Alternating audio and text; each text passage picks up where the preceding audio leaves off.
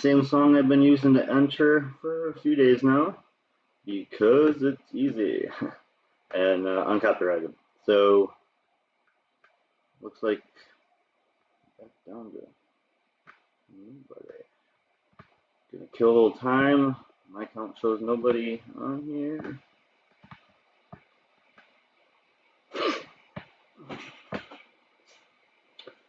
Alright. Try this at a different angle.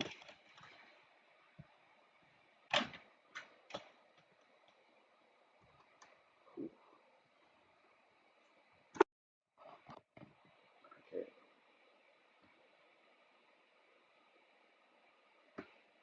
See how this works, guys? And it's pretty quiet in here right now. Wow, I had more people before I started. All right, well, just for those who are tuning in later, which is almost everybody always, 90% after this live stream and 90% unsubscribe. So anybody hopping on, just so you know, tomorrow is going to be a Weed Wednesday here at Stony Progressive. We are going to go over bills and ballots and measures and all the good things that are possible to vote on this upcoming election. So let's take those on tomorrow. And a long segment, I'm going to try to put all that together, and we'll start around 11 tomorrow. But tonight, I do have some good stuff here. I found Lauren Boebert. Again, I don't follow right-wing politics. I'm trying to, focus on groundwork, but she is a right-winger for sure. And when I found her, definitely had to put her on tonight. So we're going to do a couple White House press briefings because I didn't go on last night. My blood sugar crashed and I passed out. Not that you need to know, but nobody's here. So let's go ahead and let you know. I did pass out last night, did not make a live stream. But making up for it tonight, we're going to do 2 press briefings, one in the beginning, one at the end. And like I said, I got Lauren Boebert. And we're going to start out, let's do a little smoke and reaction. I didn't know Jon Stewart was back in the universe of doing podcasts, I guess, now. But I don't have a lot of experience with this podcast. I saw it as a thing maybe only 3 or 4 days ago, and I wanted to give it a shot. So let's start our smoking day out with a little Jon Stewart and see what this is all about. Very interesting title. Why do people love QAnon? I don't know. There might be a reaction to that, but why do people love QAnon? Jon Stewart and some other guy. So let's smoke. Oh my good God. Okay. I do have another cannabis cigarette, CBD. Gonna try to keep a little clear through the beginning of the show. So I will toast up the CBD while you guys grab your drink, grab your vape pens, grab whatever you want, and let's check out some Jon Stewart with his new thing, his new Apple TV podcast of some sort. I don't think everyone who sort of believes in Q necessarily has the same set of beliefs because it's a very wide-ranging. Not a monolith. No, it's not, and it's sucked in lots of other conspiracy theories with it. Mm-hmm. So there's a lot of stuff about vaccines and 5G and Soros and all the old anti-Semitic stuff. Obviously, the drinking blood stuff is just recycled blood. We know what Gabriel. That is. It's a classic. Okay, I don't know what the 5G stuff is, but there's literally been documentation showing that they haven't tested it at all, and they're just pushing it upon us. And I know that there's proof that people with babies and elder people have a hard time sleeping when it's that 24/7 radiation hitting their brain. So I never know when they say conspiracy theories. Again, a conspiracy theory is just something the CIA labeled to try to discredit everybody that believes it. I would say I'm going to bet 75% of conspiracy theories are at least on some sort of right track. Now, 25% are bogus, and I would say, out of the 75% that might be on the right track, only about 25% of those are probably anywhere near what people say. But I bet most conspiracy theories have some base to them. So when they say that, it's just the CIA just trying to discredit everything in that genre, where maybe that subject is absolutely credible. We've been running down that one for years. That's a centuries. Yes. So I think it's a spectrum. But what for me was so interesting when I started really looking into it and really kind of delving into speaking to these people and trying to understand what they believed and why they believed it, because there's been quite a lot of stuff done about, what they believe, and quite a lot of stuff done about like who was behind it and who was pulling the strings. Right. And that's really interesting. But I hadn't really heard anything convincing about why would they believe this? I mean, it's bonkers, right? And what I sort of got to, and again, I don't think this applies to everyone, but it certainly, I think, applies to Jacob Chansley, the Q shaman guy. Right. Like, if you listen to some of the stuff he says and you take it literally, like you think he literally believes that, Hillary Clinton is running this cabal of satanic pedophiles and she drinks blood and, all sorts of other stuff, then obviously it's nonsense. And why would we even spend, 7 episodes of the BBC's time looking into that, right? It's pointless. But if you take QAnon as a sort of parable, right? So they believe that a cabal, if you will, or a bunch of people whom we don't know very much about, they're not necessarily too much in the public eye, have huge amounts of power in the world because the world is changing through the internet and how the world is run and where the power sits is changing. And they're effectively running the world in ways that we can't really see and can't really understand and we think might not be to our benefit. Then you go, well, hold on a minute. Maybe they're onto something.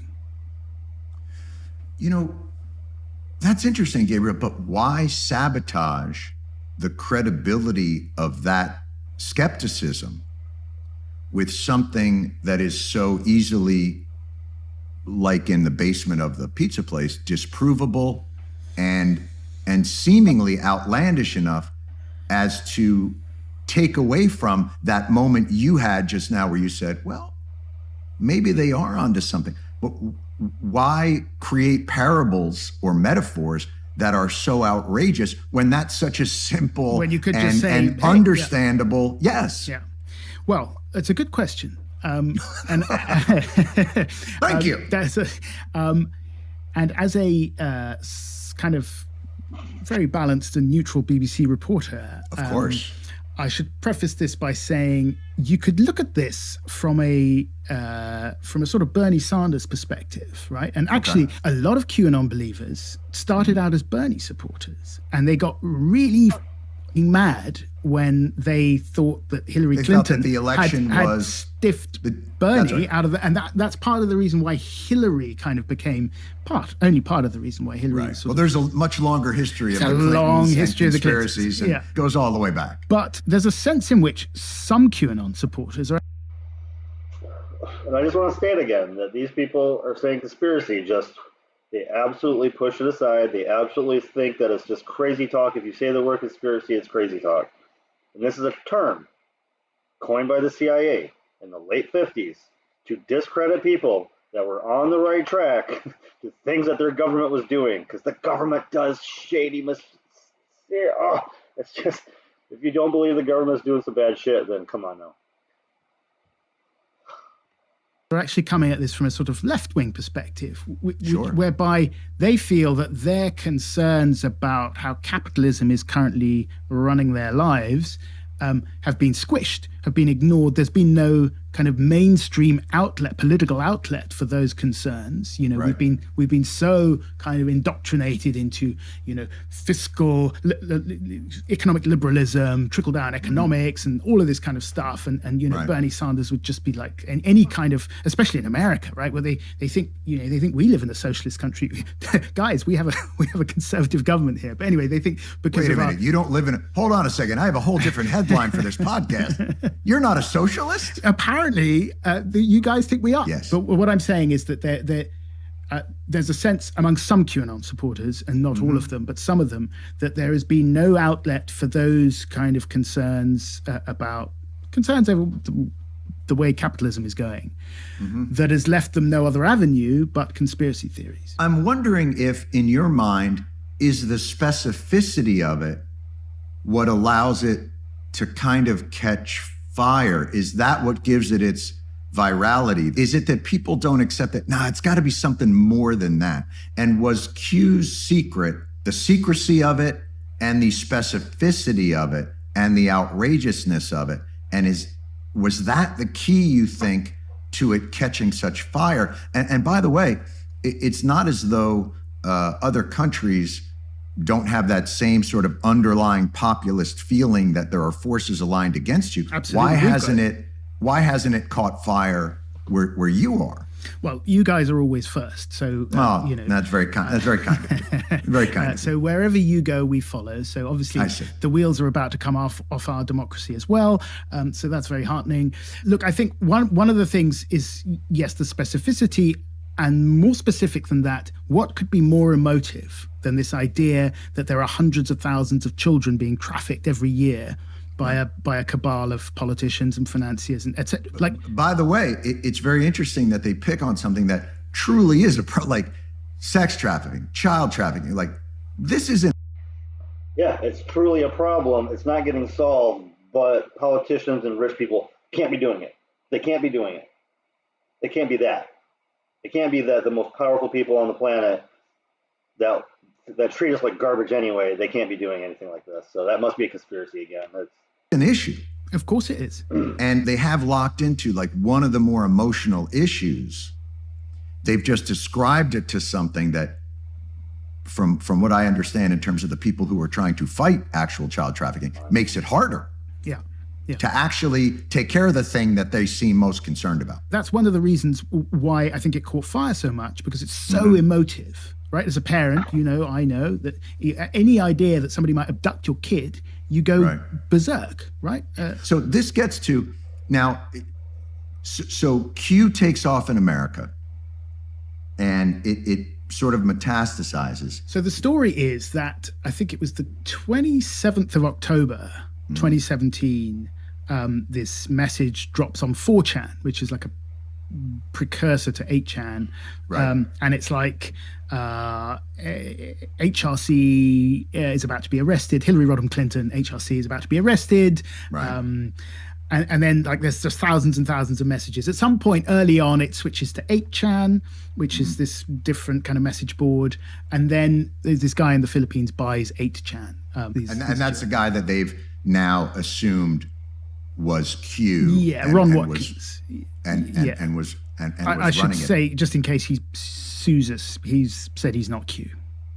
Well, Okay. Isn't that something Q would say? Well, the trouble is, like, whoever was posting his, like, it started off pretty clearly. It started off as something called a LARP, which stands for live action role play, which is a game, essentially. You dress up as a character. And then it migrated online, and on 4chan, before QAnon arrived, there were all these other people like pretending to be high-level insiders. Like there was FBI Anon, CIA Anon. Okay, all right. So there are this all just, it doesn't come out sort of fully formed in an immaculate conception. No, it's got, there are precursors that grow. This is the one that hit. Yeah, this is the one that took off. And it took off partly for the reasons we discussed, but also partly because it's got this participatory element, right? So people are deputized. Right, and QAnon believers say, do your own research. And that's what they all do. They do their research, which is they spend 20 hours a day online Googling shit, and then they come up with weird stuff, and then they've got the wall of crazy where they've got the post-it notes and the bits of string, and they're like JFK to Soros and I do that with WebMD, by the way. I just want to make it clear that 20 hours a day on Google, that's What's not crazy. Wrong with me? It all depends on what you're looking for. I think again we come back to this thing that the world is changing so fast, and people who a generation ago would have a stable job, white people mostly, right, who a generation ago would have a stable job and their position in society was super stable, are suddenly faced with, oh my God, I can't really afford higher education. I'll get a 0 hours gig economy contract job. If I'm lucky, I'll have to work 3 jobs to survive. What the hell happened to my stability, right? How do I explain that suddenly I'm at the bottom of the pile? Right. And then you start looking for these kind of nefarious. Well, it's also, listen, I don't think it exists in a separate universe than the misinformation that the fascists used in the 30s. No. You know, or the misinformation that our mainstream media has been using since the 60s, constantly, just evolving and increasing, but constantly. And since the 80s, when Reagan got rid of freaking, where they had a fact check, in the 90s, where multiple corporations could own mega, like it used to be like you had your corporation and you could have one news station, and you did that as like a public service as part of your like contract to get your the airwaves. And now they just spit hyperbole and opinion the whole time. In their rise to power, or even, as you talk about a little bit, man, you can go back to the Salem witch trials, because the world is not controllable. And if you feel like your world especially feels out of your control, it's natural to search for. I mean, it's mythology. So the difference between, what the Nazis were doing with their propaganda and now is that the Nazis were in control of the message, right? But now we've got the internet. Like no one's in control of it apart from the algorithms, and it's a crowdsourced. It's a crowdsourced misinformation campaign, and people like us in the media have lost control of the national conversation. Right, 30 years ago, the topics that we put on the TV or on the radio, and what newspaper editors put in the newspaper, that's what people would talk about. And obviously, and 30 years ago, it was owned by a handful of corporations, and 30 years ago, it was already going to shit. So I don't know what they're talking about. They act like there was some integrity 30 years ago. It was bought and paid for by governments 30 years ago, and billionaires still. Like, there wasn't any integrity 30 years ago. We wouldn't put nonsense about cabals of satanic pedophiles on the TV or the radio because... No, because you're owned by the people that would do that stuff, and you wouldn't consider it. Not nonsense. It was unless it was, going to get good ratings. Well, yeah, you did that in the Satanic Panic in the 80s, right? Yeah. But the first witch trials coincided with the invention of a radical new piece of communications technology, which was the printing press. And I don't think those two things are an accident, right? That's not a coincidence that we've got the printing press and the witch trials, witch panic, and then we've got the internet and now this thing. Mm-hmm. Our media, it may not be the most balanced, it may not be the most factual, but man, can we scare the shit out of people, because not every day's 9/11, and you're not really going to watch us when there's nothing going on. You need the ratings. That's right. As Donald Trump understood so well. Boy, did he understand he played that thing like a master conductor. I think what people don't realize, and I'd love your opinion on this, is how the mainstream American media sowed the seeds for Q's virality by creating that adrenaline and cortisol in people's bodies of fear and always on the verge of disaster and catastrophe. They created the environment that allows these types of things to grab such hold. I think that's right. And I should also say, and this came out of our reporting on the podcast, that the sort of liberal end of the American media and the British media. The American media. Well, I mean, Fox News is a slightly different beast, yes, but yeah. That's right. That's right. But, the sort of MSNBCs, the CNNs, right. Like when that Russia story was going on, right, there was Russia stuff, but a lot of it was nonsense, right? The P-tape, I don't think there's a P-tape. I interviewed the spy who wrote about the P-tape. He thinks there's a P-tape. I don't think there's a P-tape. I looked for the P-tape. I didn't. Gabriel, let me ask you a question. When you were a young man studying to become a journalist and putting in the hard work, did you ever think? So he just admitted that mainstream media did a complete conspiracy for months on end. He just admitted it. But then he won't admit that maybe they aren't better than independent internet sources. Like, you think mainstream media is better than independent sourced, independent search, boots on the ground journalists? You think mainstream media is better, but you just admitted that American media did propagation for months on end, propaganda campaign completely. That a part of your journalistic career would be, I'm going to interview the spy that talked about the P-tape I didn't, and but that's partly because I didn't study journalism. I studied Russian. Oh, you're kidding! I speak Russian fluently. I know a lot. Oh, you are built for this moment, sir. You are built for it. So it was like the pinnacle of my career, and I was absolutely freaking out that the better resourced American networks and the New York Times would beat me to the P tape. Right, so we plotted about how we were going to beat the Americans to finding the P tape, and I'm serious. I traveled to Ukraine to interview an arms dealer I knew who knew people. My colleague went to Istanbul to interview a man who'd apparently seen the P tape. Oh. There is no P tape, right? The interesting thing here is there's a confluence now because the Russians are clearly, they are sophisticated in terms of disinformation. Quite sophisticated. They're really sophisticated in their psyops. I think there's no question that they're pretty good about that. It's interesting that and then they're just going to move on and say the Russians are good at misinformation. We just had a 3-year misinformation campaign. 3 years of channels yelling about Russia. And then at the end, it's nothing. It's nothing. It's literally nothing.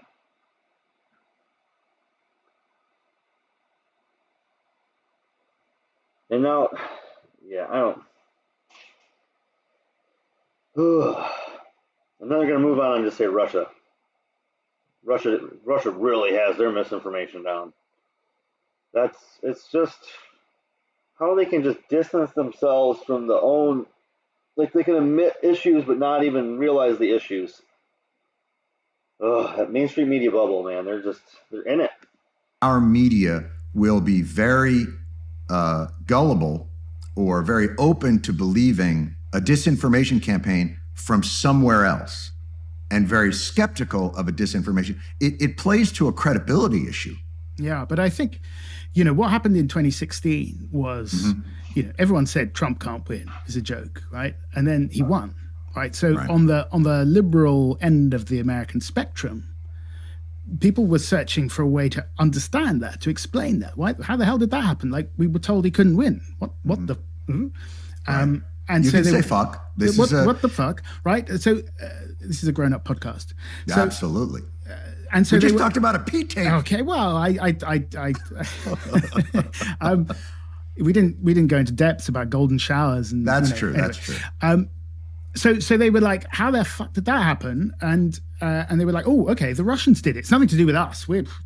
That's right. It's the Russians, right? The Russians must have done it. Age-old foe, Cold War foe. There was such an easy explanation. Absolutely. And then, like, they got wilder and wilder, these conspiracy theories about how the Russians had been pinging messages from Donald Trump's server to a server in Alpha Bank in Moscow, and, meetings in Prague of cell phone towers. Right. And, my God, it all turned out to be, well, not all of it, but a lot of it turned out to be nonsense. Right. Now, if that isn't a conspiracy theory, I don't know what is.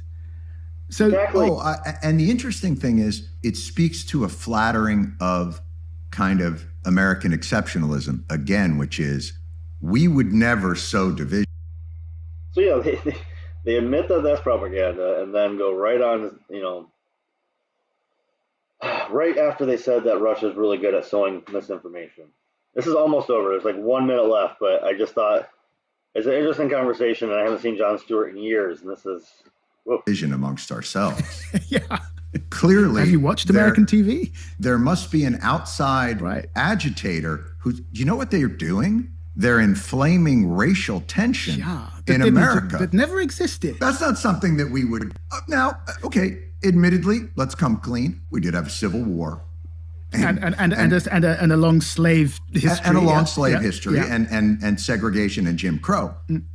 But we're completely past that. We're over it. Look at us. Yeah, Barack Obama, right? Thank you. And so the idea that division in this country has to be manipulated by some outside nefarious forces, again, it seems almost delusional. And yeah, that was the problem with Jon Stewart. And it's a podcast, I guess, on Apple products, and he streams it on YouTube. Good to see Jon Stewart back, but he's definitely in the mainstream bubble.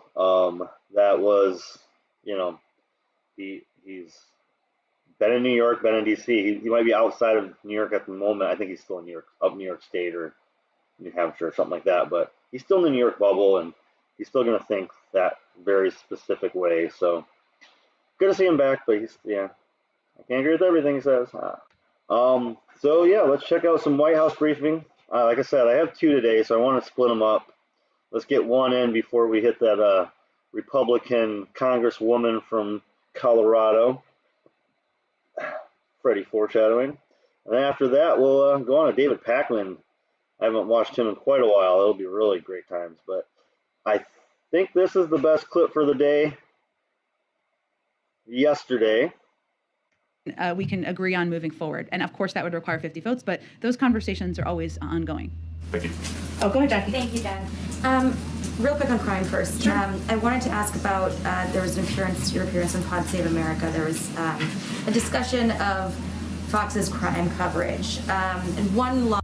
Of course, she's the lady from Fox, which is why I'm watching her today, or yesterday's show. Today, we got somebody different, but that's later tonight. But yeah, Fox's questions are always so entertaining. They're so aggressive and abusive and just annoying, and they're fantastic. I love it. Line has prompted some criticism from people. It was soft on crime consequences. What even is that? Were you speaking in your personal opinion, or is that at all a reflection of the priorities of this administration? Because the criticism is that it would reflect that crime is not a priority of this administration. Well,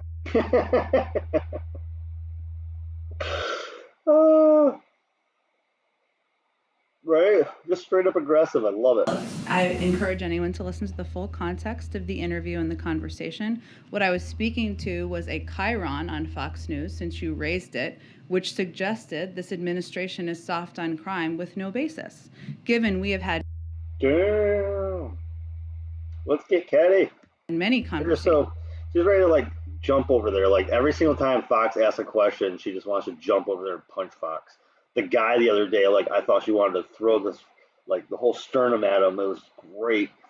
And maybe that's, I don't know. There's the tall, thin guy and her, the Fox News questions just get aggravation amongst everybody. It's so fantastic.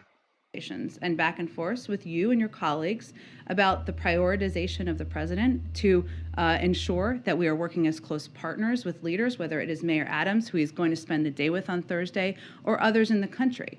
And the facts speak for themselves. This is what I was talking about in the interview for the full context. In the American Rescue Plan, there was additional funding to support local cops programs, something that every single Republican voted against. I said in that interview that I know they don't like it when we call that out. I'm going to keep calling that out because that's a fact. Also, President Biden has proposed a significant increase in funding for local cops programs in his budget, more than the prior president. That's a fact. So if those facts are uncomfortable. I love it. She definitely had a response for that and knew it was coming, because that was when she moves her hands a lot, she gets very into it.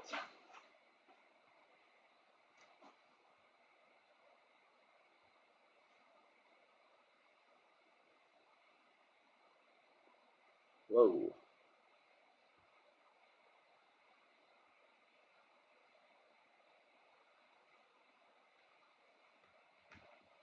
I'm sorry for people who feel they need to be critical, but the president has been a longtime advocate of addressing crime. He's never been for defunding the police. Our Department of Justice has increased funding, has put in place support for strike forces. And the other fact that is never talked about in these Fox packages, maybe in this one, is the fact that gun crime is a major driver of crime across the country.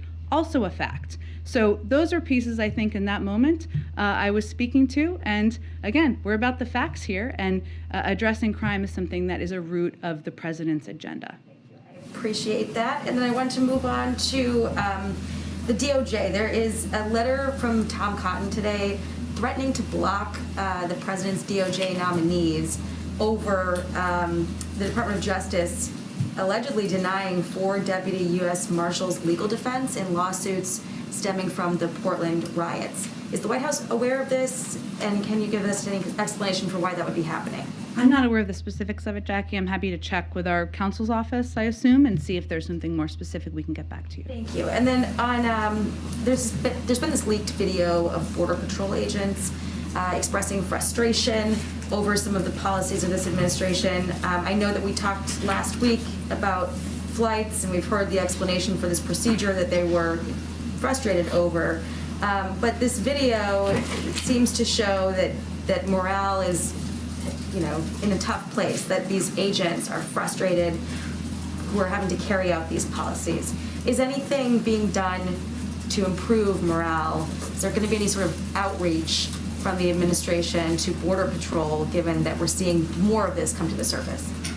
I haven't watched in detail the video. I will note that I think it was the migrant flights video. Is that the one that was, or is it different? It's a different video. Okay. I didn't want to speak to the wrong thing.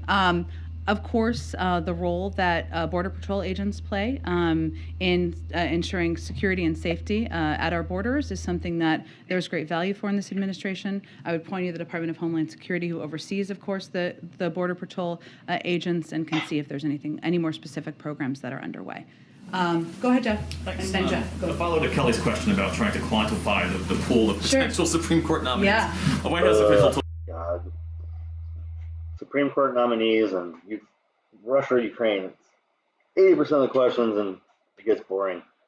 But I don't think we should wait. Nobody on here, might as well get this. Hey, there's that.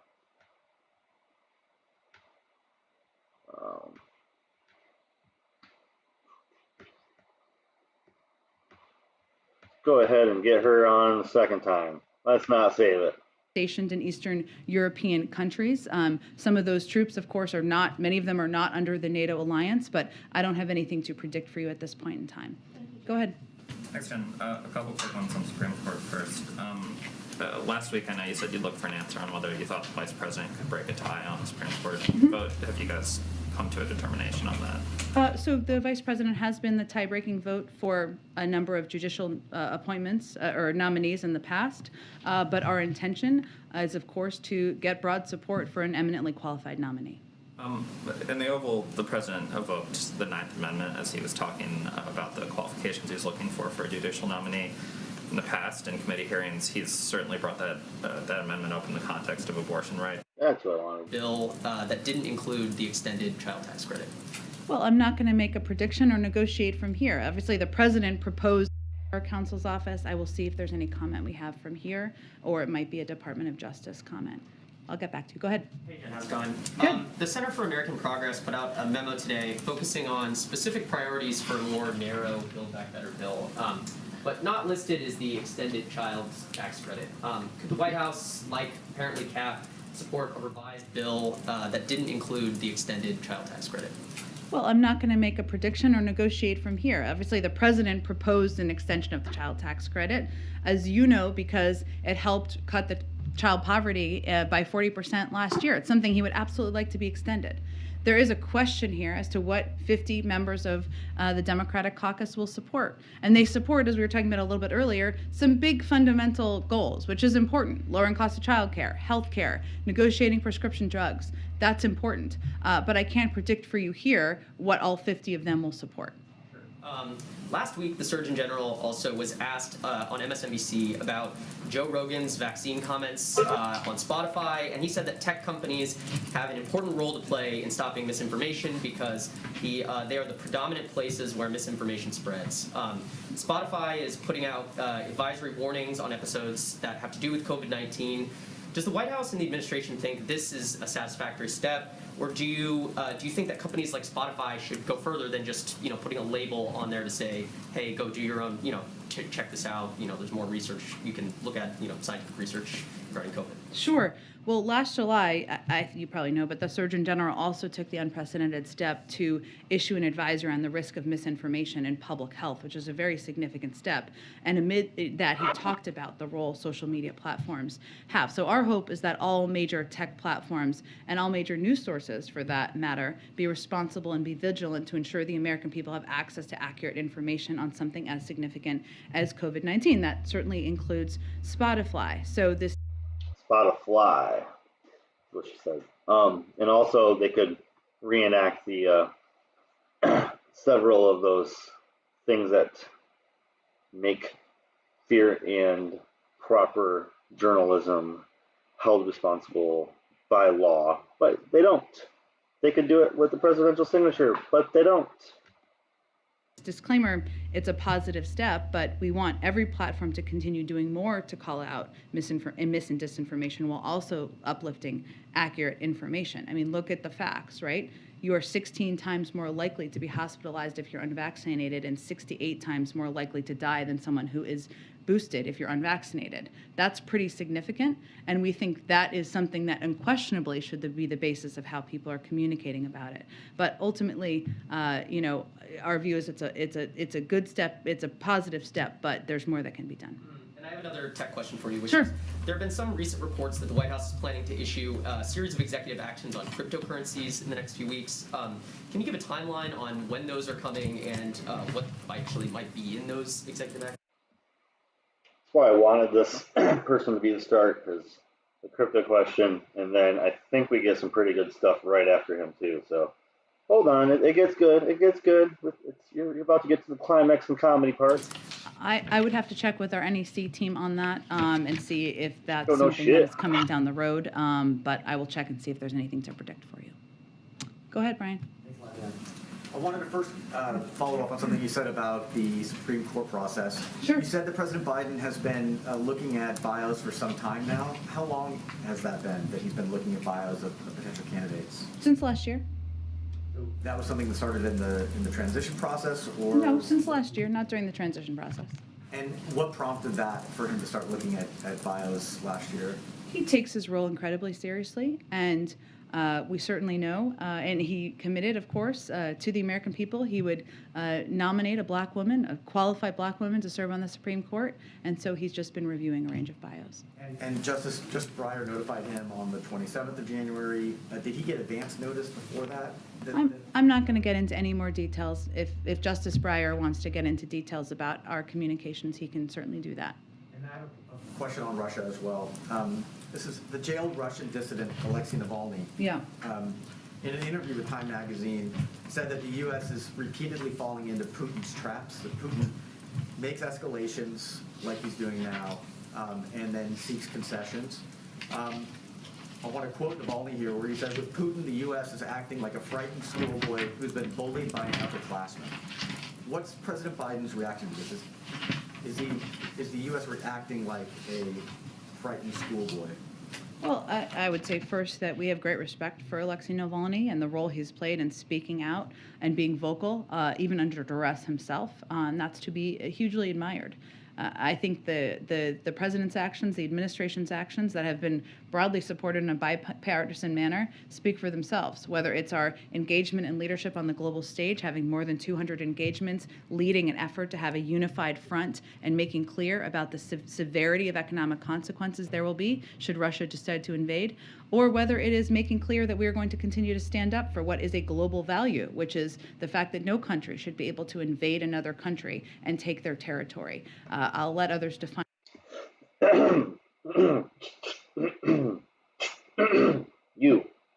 You're backing the country that does that the most. That I don't think that's a frightened schoolboy. So when the president talks about economic actions and economic consequences for Russia if it does invade, why not enact some of those sanctions now? Why not enact those economic consequences now? Why wait for an invasion? Well, we have enacted some sanctions, but I would say that we think it's an important point of leverage in the discussions. Go ahead. Thanks, Jed. To clarify something you said earlier about the BBB talks, Yeah. To the extent that you're going to tell us about them, you said that, rest assured the president, you said we've been in touch with every member of the Democratic caucus. We've been in touch. We and the White House. So that's the Leg Affairs team mainly? And What the Leg Affairs team and senior members of the White House. We're just not going to detail more specifics. you can't say if the president has been involved personally in any of the conversations with The president has talked to a range of senators. He always does. Okay. On the Ukraine-Russia stuff, any plans in the works for another conversation between the president and President Zelensky? He has talked to him a couple of times in the last few weeks, and we've been in regular contact. We also are in very close contact from Jake Sullivan's level and Secretary Blinken's level. So certainly it's possible. We've been in regular touch, but I don't have any call to predict at this point. He just talked to him a couple days ago. And one other question. Today, obviously, is the start of Black History Month. The president issued a couple tweets about that. Yeah. I wonder what the administration, the president's response is to what has been happening in Texas and other states where a number of books have been banned by school districts. These are generally books that have focused on slavery, on Jim Crow, on civil rights, even on the Obama. I have not discussed this with the president, but I can tell you that as an administration, we believe in the freedom of speech and expression, and certain. Okay, again, I gotta call bullshit. Like, you guys believe in freedom of speech, huh? That's why you're having Assange deported for journalism. That's why you want to try to put him in jail for the rest of his life for journalism. That's why you haven't stopped going after him for journalism. You believe in free speech, huh? That's why that's why Twitter and Facebook and YouTube are all censoring the living crap out of people. If they say the wrong thing, you believe in journalism? This administration believes in journalism? No. Bullshit. Nope. That's bullshit. Let's call it what we see it. You got it. That's bullshit detector on right there. Jeez, oh Pete. Come on, lady. They have no respect for us, guys. Like, just gonna let them, and they say, sure, you're letting us operate massive profits. Of course we will. Well, oh man, that is fantastic. All right. Looks like I am getting a little bit slow down here. Shouldn't have talked bad about Big Papa. Let us do our. Yep. All right. Hold on a second. Let us do our Stony Progressive takedown today, guys. Let's.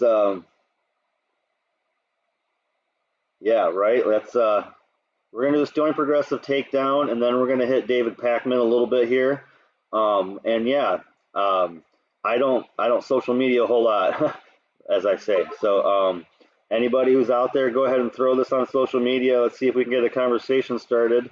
But I'm gonna do the Stony Progressive takedown, and then we're gonna jump into some David Packman, and I got an AOC clip from Revolutionary Blackout Network. So we're only about a third of the way through here, guys. Let's do our government secret Stony takedown. I did not know much about this lady, and well, that's the wrong one, and that's not a bad thing. So, Lauren Boebert, she is currently the 3rd Congressional District Representative for Colorado. She is in the Republican Party. You think of Colorado as a pretty open-minded area, but it actually has a decent amount of Republicans in the district. So representing, she is actually from Florida, and when you look at the person here, she looks like a right-wing Floridian. You only have to live in the state for 5 years to run for Congress. You don't actually. Most of them can get away with loopholes of such to actually stay in their whatever district they want to run, and they will find ways around things. As I say, often and always. She is currently running. She's currently on the Committee for Natural Resources and the committee from the House Committee on the Budgets. The budget is a very powerful committee, and usually somebody on the budget committee has some very big dollars behind them. She is only a first term, and this next term she has a lot of Democrats primarying each other. There's 2 people going against her, and she won her district mildly narrowly, 51 to 45. With the Libertarians taking 2.5 in the Union Party, which if anybody knows what that is, go ahead and throw that out there. I haven't heard of the Union Party before. I'm not sure if that's a statewide thing or nationwide. And with that year, she did take the incumbent. She went in there and took over the incumbent. The area was already red, but she went in there and ran for it anyway. That means, yes, you can primary somebody. Just because you're going to be a Democrat doesn't mean you don't. Like, oh, there's a Democrat in the seat already, I guess I can never run. No, you're supposed to primary people. You're supposed to push them and see if their public policy matches the votes. She did it. She ran. She took it. So that is her first vote, first seat. Now she is running for re-election. Once she gets re-election, she gets lifetime benefits, And that doesn't necessarily mean a good thing. So we'll check out Open Secrets. And Lauren Boebert got some money, of course. Yeah, I'll take that back. So the House Freedom Fund, again, I'm going to remind you guys, the House Freedom Fund, that is a Republican mega millionaire fund that's mostly they do for first-time elections. They won't do it a second cycle, but she raised $6.5 million for a congressional fund. She's raised $6.5 million, spent $4.5 million. Now, usually $2 to $4 million for a Congress seat is plenty. So she raised a ton of money. And again, that House Freedom Fund is usually definitely connected with high-end Republicans giving tons of money for access. Hillcorp Energy and a real estate investment and a venture capitalist investment. So real estate, venture capitalist, and then a mega energy company and a mega congressional fund here. So that's a lot of big money in one little person. She has a big voice already. They definitely give her a voice. They prop her up so that Republican, conservative, and real estate, oil and gas, like I said, energy group, and then the leadership's PAC. That's the big money from big Republican donors. And yeah, she raised a lot her first year. So this last election, she hasn't needed to raise so much because she's got a lot of cash left over. $2 million left over from her last run. So that is plenty to run on in her district for a re-election, going against a lot of primaries over there. And when you look at this, the U.S. Department of Treasury gave her money. Blue Cross Blue Shield, the U.S. government, like how is she getting so much money from the government is a wonderful question to ask. So yeah, insurance companies, real estate companies, energy companies, and super PACs. Sounds like good, clean, unattached money. You know she's going to represent the people. Wink, wink, nudge, nudge. And she lives in Colorado. So we think of Colorado, everybody there's pretty much got to be to legal marijuana by this point because they're in Colorado, right? Like, you would have to be legal, but you'd have to be for legal marijuana if you're going to be in Colorado. Well, let's look at her record here. This is pretty great. She is not for ending cannabis prohibition federally. She's not for expunging past cannabis convictions. So that means she's okay with people in her state being in jail for pot 20 years ago when it's been legal for 15. Like, that's what she's okay with. She does not want to reinvest in communities with that money. She's okay with states to legalize the adult use and okay with states to legalize medical use. But my big F you to everyone is always, she's not okay with VA doctors recommending cannabis for the VA patients. How are you going to say you're for vets if you're not okay with this legislation? That is not okay. That is not acceptable. And not allowing cannabis businesses to use banks in the state of Colorado. Guess what? You're screwing yourself on legitimate money, on legitimate taxes, on like, what are you doing? You're trying to hurt capitalism. You're supposed to be pro-capitalism. You're a Republican. Oh, okay. So that was that one. So I have never seen this person speak. I saw the first 3 seconds of this about 7 or 8 times, and I've not actually watched a full one through. So let us experience what this is, what money has to say. Congresswoman Lauren Boebert here. For the last year, it has been such an honor to represent each and every one of you in Colorado's 3rd Congressional District. I ran for office to preserve our God-given liberties and freedom. I wonder if we could ask her if she actually knows where that district is, because she probably lives somewhere else. And deliver real results. Today, I want to update you on what we were able to accomplish together for the 3rd District in 2021. First, it has been a priority for myself and my amazing team to meet with you, hear from you, and whenever we can, go to bat for you. In that effort, We've worked over 655 cases for constituents as they've encountered issues with federal agencies and secured more than $400,000 in federal benefits to which they were entitled. If you or someone you know is having an issue with the VA, Social Security Administration, She's bragging that she helps people get their benefits. I thought Republicans were supposed to be like, pull yourself up by your bootstraps. Don't take money from the government. People who take money from the government need to get their shit together. Like, is she seriously a Republican bragging how she's helped her constituents get money from the government? Like, I'm not against it. I'm just intrigued by a Republican bragging about getting money from the government for her constituents. Like, that's IRS, or other federal agencies, please contact my office. We are here to help you. I also know I can't represent you if I don't know what's on your mind. That's why we've had over 460 meetings with constituents and 62 mobile office hours.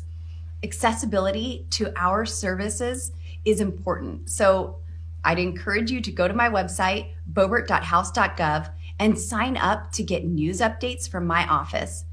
We send out a weekly email with our mobile office hours, as well as a weekly recap on how I'm serving you. I've also been delivering on some other important victories for rural Colorado. I led the Colorado federal delegation in securing emergency assistance to get I-70 repaired and reopened following this year's catastrophic mudslides.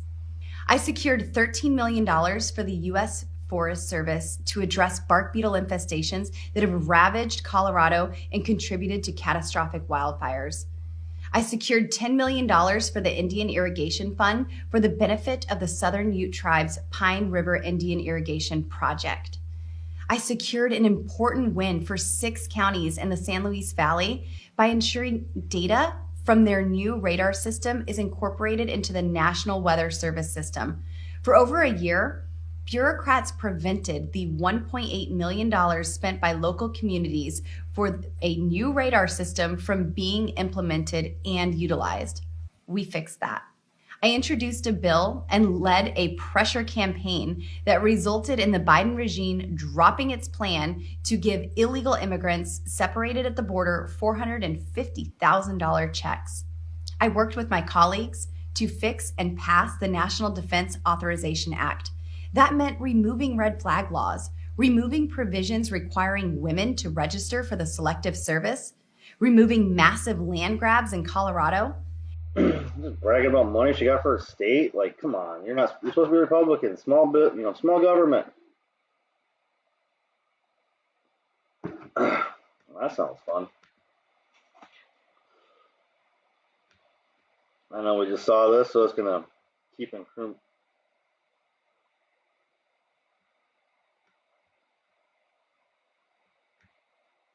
Love those advertisements. Recently, Republican Representative Lauren Boebert managed to insult an entire group of Jewish visitors to the United States Capitol building who were there to visit a member of Congress to commemorate the anniversary of the end of the Iran hostage crisis. Here's what happened according to these reports, and of course according to the individuals there, and of course Lauren Boebert doesn't deny that this happened. She actually admitted it happened. These individuals that were wearing yarmulkes, there was a rabbi there, so you could tell these people were Jewish. They're waiting for the elevator with the member of Congress, and apparently there was a couple other people out there as well. Elevator doors open, Lauren Boebert steps out, looks the people head to toe, and that's the telling part, looks them up and down, and then asks, "Are you here doing reconnaissance?" And then smirks and walks away. What? Are you here doing reconnaissance? Now, my interpretation of that is that she looked these people up and down, thought maybe they look a little, I guess, terroristy, and then made the comment. That is how I interpret that. And guess what? I'm not the only one. These visitors were left confused. The rabbi that was a part of a group said, I'm not sure to be offended or not. I was very confused. People are very sensitive. They weren't quite sure what to make of this whole situation. What the hell is she talking about? And Lauren Boebert came out and issued a statement on it. And she said, I saw a large group and made a joke. Sadly, when Democrats see the same, they demonize my family for a year straight. I'm too short to see anyone's yarmulkes. That's the excuse you're going with? You too short to see them? You looked them head to toe. And that's why I made a point to point that out, because that is listed in these reports. And here's what she's saying. She made a joke. Okay, let's examine that. Obviously, the joke would be the reports that came out last year that said Boebert may have given a tour of the Capitol days before the Capitol riot, people doing recon missions. So that, I guess, would be the joke. Now, however, that was over a year ago. You mean to tell me, Lauren, you've been sitting on that joke for a year, just waiting for a group of people you don't recognize to be waiting there at the elevator when you walk off? You just had to get that timing just perfectly right in order to make that joke? In all the time you've been in the Capitol in the last 12 months, not once have you gotten off the elevator and there's been people there for you to make that joke. Not once. You're on those elevators several times a day. And this just happened to be the very first time you ran into a situation to tell your funny haha joke? Yeah, that's bullcrap. That's 100% bullcrap. You would never do that to guests then. You would never do that to randoms if that was supposed to be a joke. This lady sounds horrible. She was dry as can be talking. She was bragging about money spent when you're a Republican not spending money, but you're supposed to. How do you circle that square? How do you check that box? Being a Republican and bragging about money. I got money for my people. I got money for my state. I got money for this. I got money for that. Small government. Go small government. Not to mention what undermines your claim of this just being a joke. You looked them head to toe. You examined them. You profiled them. And then you made your comment. Now, I do believe that she made the comment based on the reports of her doing the same thing last year. I do believe she was attempting for this to be a joke, but I do also believe that she did it to a group of people who don't look like her because she thought that would be funnier. Because she thought maybe because they look different than me, maybe it'll land a little better. And then she tries to defend it, saying, well, if it was me and the Democrats would make fun of me and my family for a whole year. No, we do that because you're a terrible human being. Absolutely scum of the earth. That is what we're dealing with Lauren Boebert. You profiled these people and you made a comment, a joke, because they looked different from you. That's truly what I believe happened there. Straight cringe, yo. Straight cringe. That's horrible. Like, how do you even... Again, I mean, she's bought and paid for by big Republican names, hidden away by PACs and funds and stuff like that. So they want her in there. They want her in there bad. And if she's that kind of person, that's exactly who they want. They want that kind of person in there. She came in under the Trump umbrella. So with that Trump umbrella gets you some interesting types. And that's all I have to say about that. So we're going to move on from her. That was my Stony Progressive takedown, guys. I don't want to talk about her any longer. So we can move on. And I am not going to start out with the reason I'm doing this video. This is David Packman. He has a pretty big following. And up to 1.2 million followers. And back when I ran across him, he was around 400,000 followers like 5 years ago. I was mostly watching him on Steemit or Minds or independent sites. And so he's gained a lot of, I think he does radio. He has a 1.2 million on YouTube. And he does it, also does a podcast. So this is a video that will not seem to get off my timeline. I do not follow David on YouTube. I never have. I only followed him on like Minds or an independent site. And so some reason this keeps popping up. Like it will not go away on my timeline. So we'll do it. I've seen this guy's face before many times on lectures and stuff. So it should be an okay clip, but I have not watched David Packman in a long time. And we're going to watch this at 1 1/4, try to get through it a little bit quicker, but all right.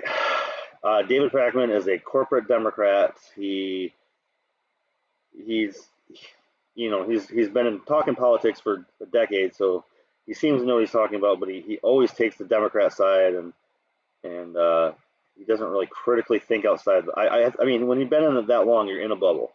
So I don't know if he can critically think outside of that bubble, because he doesn't live in normal America. He doesn't live in day-to-day world that we do. Alternative present. Great to have you today. I appreciate it. Thank you, David. Thank you. So to start with, the current pandemic, we've seen a number of different aspects of the global economy exposed by the pandemic, including the fragility of supply chains, the fragility of the sort of social welfare apparatus in many different countries when employees get sick and can't come to work. We've seen the world's debt increase significantly. When you think about the last 2 years and the pandemic's effect on the global economy, what are your big concerns and takeaways? Well, there are many changes and disasters at the quantitative level. So things that were already bad got much, much worse. So if you were a precariously employed worker, your life became even more miserable than it was. Within our countries and between our countries, inequalities have skyrocketed. But that's a quantitative effect. We had these problems before. They've been magnified. If you think about it, the crisis which began in Wall Street in 2008 and caused the Fed, the European Central Bank, the central banks of the world, to band together and start printing mountain ranges of money in order to support financial sectors. What happened effectively in the first semester of 2009 under Obama, Gordon Brown in England and so on, was effectively states, central banks replaced private profit in order to refloat the financial sector. That caused huge inequalities. Those who were in the money markets never had it so good. Those who were not suffered a permanent stagnation. COVID-19 exacerbated that, turbocharged that. But we are now in the process of another major shock to the system, which is a qualitative shock, because between 2009 and 2020, the central banks have been stabilizing the financial markets in the way that I just described, right? Yes. In the way that we're all familiar with. But now they are between a rock and a hard place, the central banks. Why? Because and relies on the Central Bank of Europe to keep printing money, to keep it afloat. To a large extent, you could even say that, to a lesser extent, but to a large extent, about the federal government of the United States.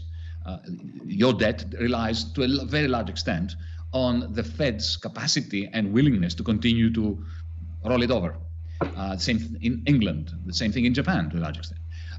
But because what he just described was monetary money theory, MMT, where if you can print your own money and you have a backing enough of the government and power and influence enough, you can print your money at a exponential rate. Of the disruption of the supply chains that you mentioned, and the fact that we now have serious cost push inflation, not demand pull, cost push inflation.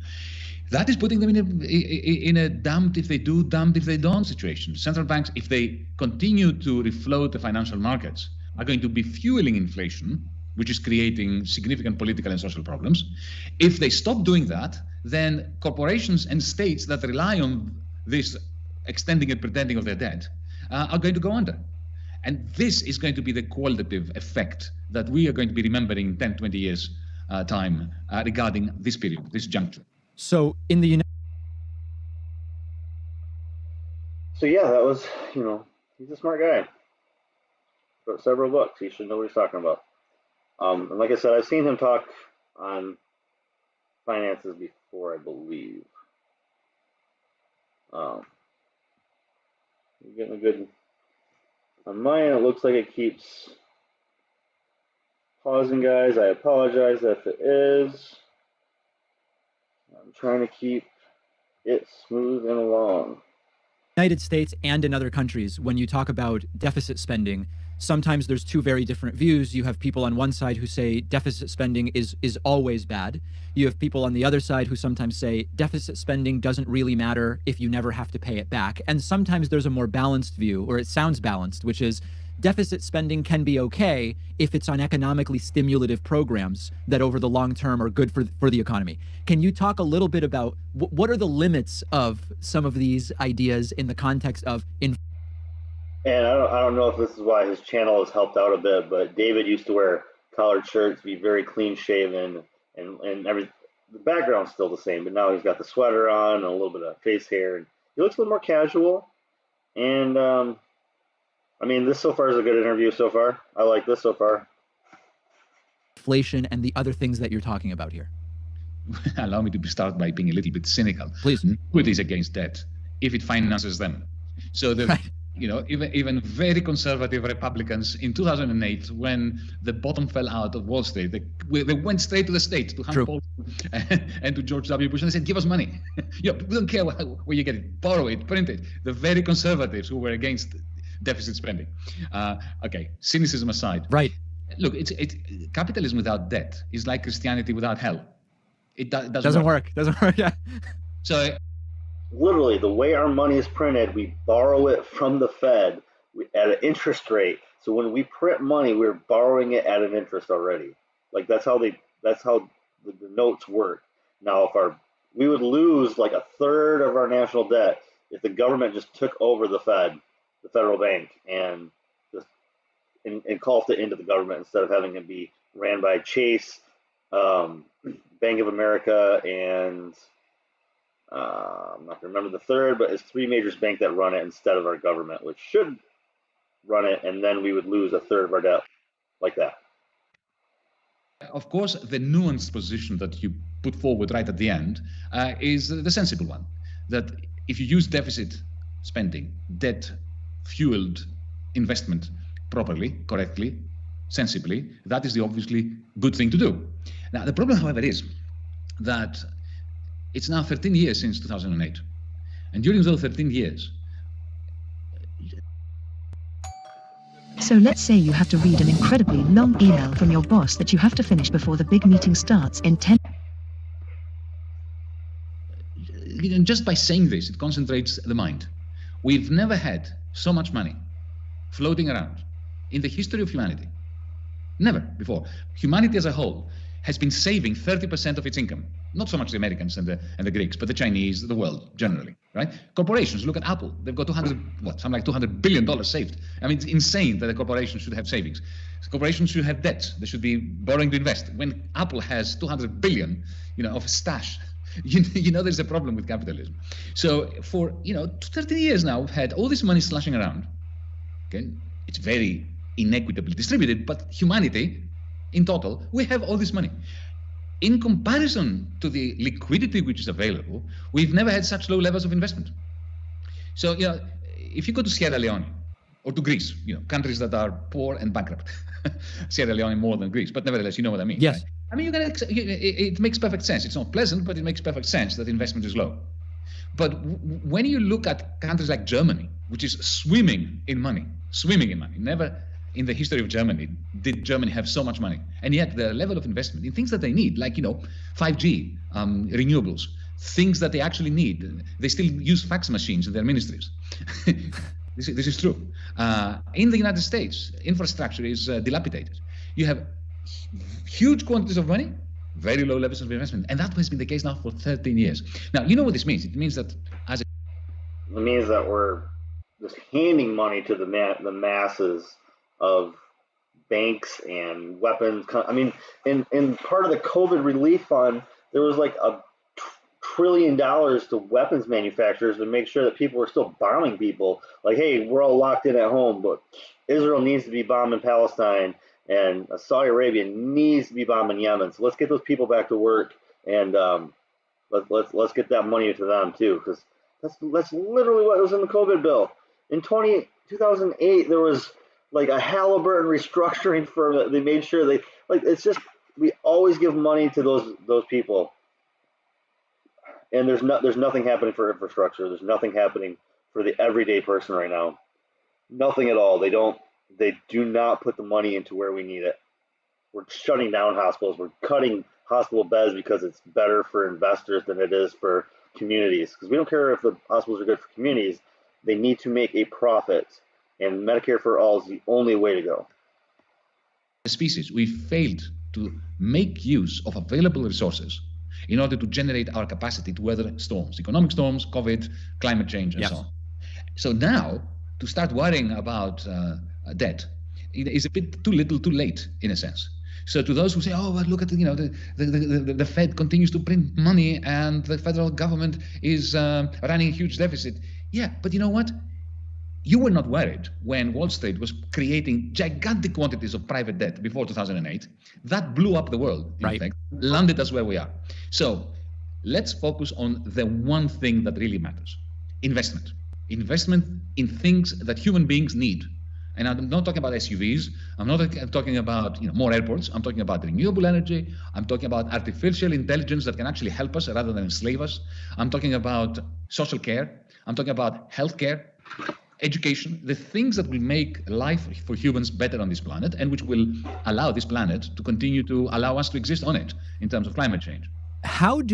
We might not know the answer to this yet, but how do countries where things are really a disaster get out of those situations? And I'll give you, so you mentioned Sierra Leone, you talked about Greece, which you have firsthand experience with. I'm from Argentina. Argentina now has had administration after administration after administration of disastrous different types of policy, none of which has served the vast majority of the people, and the problems continue to get worse and worse. Do we know for sure yet in sort of the modern world that countries can truly get out of these disastrous situations? And if so, what are the types of paths out? Oh, we certainly can. Because, as I said before, it's not that we don't have the money or the resources. This is why we are a stupid species. Because we are not impecunious. We have the resources. We have the money. The savings are there. We're just not putting it into use. I mean, think about it. Just for 1 second, David, if I may say this. Please. For the last 13 years, okay, in order to stimulate the economy, our central banks have been printing money. Let's not judge them for that. They've been printing money. The question is, what did they do with this? Yes. They gave it to Bank of America, to Deutsche Bank, right? To Barclays Bank. And what did these banks do? They looked at little people out there, medium-sized businesses, small businesses. They said, no, we're not going to trust them with the money. So they picked up the phone and they called Google, Apple, Volkswagen, Siemens, who already have. Gave them even PPP loans were given to the biggest people first because they had ties with banks. They had bigger ties, so they got the money first. And small businesses crumbled under it. Have money sitting there doing nothing. And they said to them, look, we'll give it to you for free. Because the commercial banks got it from the central banks at negative interest rates or next to nothing, right? So Apple said, okay, give it to me. I'm not going to invest it because if I wanted to invest, I would have invested my own money. So they take the money and they go to the stock exchange and they buy back their own shares. Right. Share prices go up. This is a complete waste. This is not creating things that humanity needs. So yes, we can get out of it. Countries like the United States, like Germany and so on, should do what Roosevelt did in 1933 with a New Deal. Use public finance in order to press into the service of things humanity needs, the existing money. When it comes to countries like Argentina and Greece, well, we have, and they cannot repay that debt. It cannot be repaid. Right. So debt that cannot be repaid has to be haircut. Has to be, it's what Wall Street banks do every day. They restructure debt. They cut it. So we need to have debt forgiveness for countries that cannot repay them. Because even from a selfish perspective of rich countries, the only way they can get some money back of what Argentina or Greece owes them is if there is growth. And there can never be any growth. If you have the hedge funds, you have the New York judges, the International Monetary Fund, pressurizing the government of Argentina.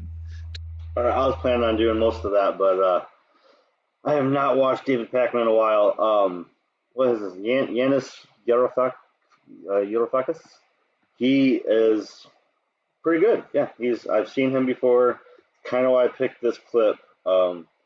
We can do some more David Packman. I have like 3 clips that popped up a ton on me, and I would like to do at least 1 more, if not 2 more, in the next couple weeks. But I thought maybe his name would be more clickbaity, and tons of people would jump on like they did on the Sam Cedar. But he is just not that interesting, and it's a deep it's a deep conversation. That's some heavy stuff. Tom Hartman's another great follow. This is a shorter clip, so let's do a little Tom Hartman. Fantastic Democrat again. I'll say he does.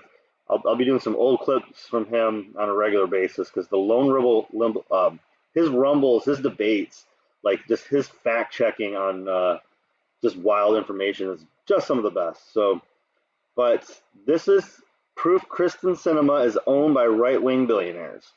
So as somebody who is trying to take down corporate-owned politicians, somebody who wants all incumbents out that are owned by mega millionaires, mega billionaires, corporate interests, and not for their constituents, I want them out. So Tom Hartman had a great segment, and I think we should check it out. Filings are in, and everybody has been scratching their head about why Kristen Sinema would not want Build Back Better or would not want voting rights. I think we have come across at least one part of the answer. According to FEC filings, this is over at Amy Vanderpool's newsletter, Shero, as in the, she hero, shero.substack.com is the website. And Amy does just a brilliant job with this particular Substack newsletter. I've been a subscriber for quite some time. She writes, according to recent FEC filings, Senator Kristen Sinema brought in $1.6 million in contributions for the fourth quarter. That's for a 3-month period. Only $33,900, only 34,000 of that $1.6 million was unitemized. In other words, less than $200. In other words, small donations. 34,000 small donations and $1.5 million plus. Jeez, oh Pete. Oh my God, that's such a quarter. Oh, that's such a quarter. That's insane. That's not fundraising. That's PACs and mega. That's not fundraising. That's not a thing. And when you look at the large donations, you find people like Harlan Crow, a conservative donor who the Texas Tribune called the J.R. Ewing level rich Republican. Ken Langone, who has been outspoken in his support for conservative causes. Nelson Peltz, who says he called Senator Joe Manchin every week. And Miguel Mike Fernandez, a Florida man who made billions in health care. George Roberts with the American Petroleum Institute and Fox News Corporation gave Kristen Sinema's PAC money. By the way, Joe Manchin has also received money from Fox News. In September, Amy Vanderpool's newsletter, Shero, reported that Senator Sinema took in at least $923,000 from dark money industry groups. This is the previous quarter. Who are financially backing her in the charge against Biden's Build Back Better agenda. She has also been praised for her heroic efforts, in quotes, in attempting to kill the earlier reconciliation bill that would have helped Democrats pass critical voting legislation, and as well as Build Back Better. Amy Vanderpool notes, these recent donations by conservative backers also ensured a victory a few weeks ago in stopping the Democratic plan to reform voting rights. So I'm already, who was that? Nina Turner's opponent got like a third of her money from Republican mega donors, something like that. Like, what's up with all these Democrats owned by Republican billionaires? That's not a good sign, guys. You got to get out of the Democratic Party, man. Like, it's the same right-wingers donating to the Democrats because they know the only thing that's different is it's like 2 subjects, man. There's 1,000 subjects they screw us on and help out the rich people. We need third parties. We need independent. We need to get out of the 2-party system. I'm sick of talking Democrat Republicans, but we got to keep taking them down. We need people to wake up. No more. As I had this conversation with Patrick in East Lansing a little while ago. Democrats are taking dark money. And, the Biden campaign took dark money. And according to the Wall Street Journal and some other, sources out there, Democrats are getting more dark money than Republicans. Ooh, or at least did in the 2020 election cycle, which may be true on its face, but does not account for the literally billions of dollars that are spent supporting the Republican Party's infrastructure support system that is not actually the Republican Party. You've got groups like FreedomWorks. You've got all these right-wing organizations, the Independent Women's Forum. I mean, lots and lots of ALEC, all these other things. You've got think tanks, not just nationally like Heritage and Cato and whatnot, but you've also got think tanks in every single state that have been funded by these right-wing billionaires. And none of that is counted as dark money going to Republicans. Jeez. But all of it is supporting the Republican agenda and the Republican Party. But the larger issue here, frankly, I think, and I think, Kyrsten Sinema's FEC filings bring this up, is, you can sit around and say, oh my God, Kyrsten Sinema's on the take, and, part of the money she's taking is being designed to screw us, and that may well be true. But those are the rules of the game. Right? She's not doing anything illegal here. You could say it's immoral or you don't like it, but it's not illegal. Absolutely need to end Citizens United. That needs to be #1 issue on every single person that you vote for. If you're going to vote for anybody within a party, it better be end Citizens United. We need money out of politics now, or else we're never going to get a foot in any other big topic, because corporate America will always just buy them. We need money out of politics. We need to restructure the whole thing. I mean, we need to get rid of the whole lobbying system. We need to get rid of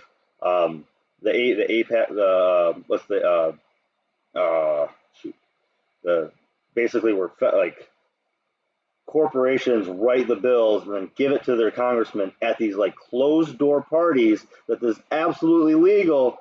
That should not be a thing, and we need to get all of these things completely erased from our system of government. And then of course, term limits, federal funding, if you can get so many signatures in your area, you should absolutely get federal funding, more than it's just the whole system. If the NFL changed their rules so that whichever team gave the largest cash donation to the NFL got an extra man on the team, Patriots, on the field throughout the game, don't you think every team in the league would be shoveling money at the NFL as fast as they could?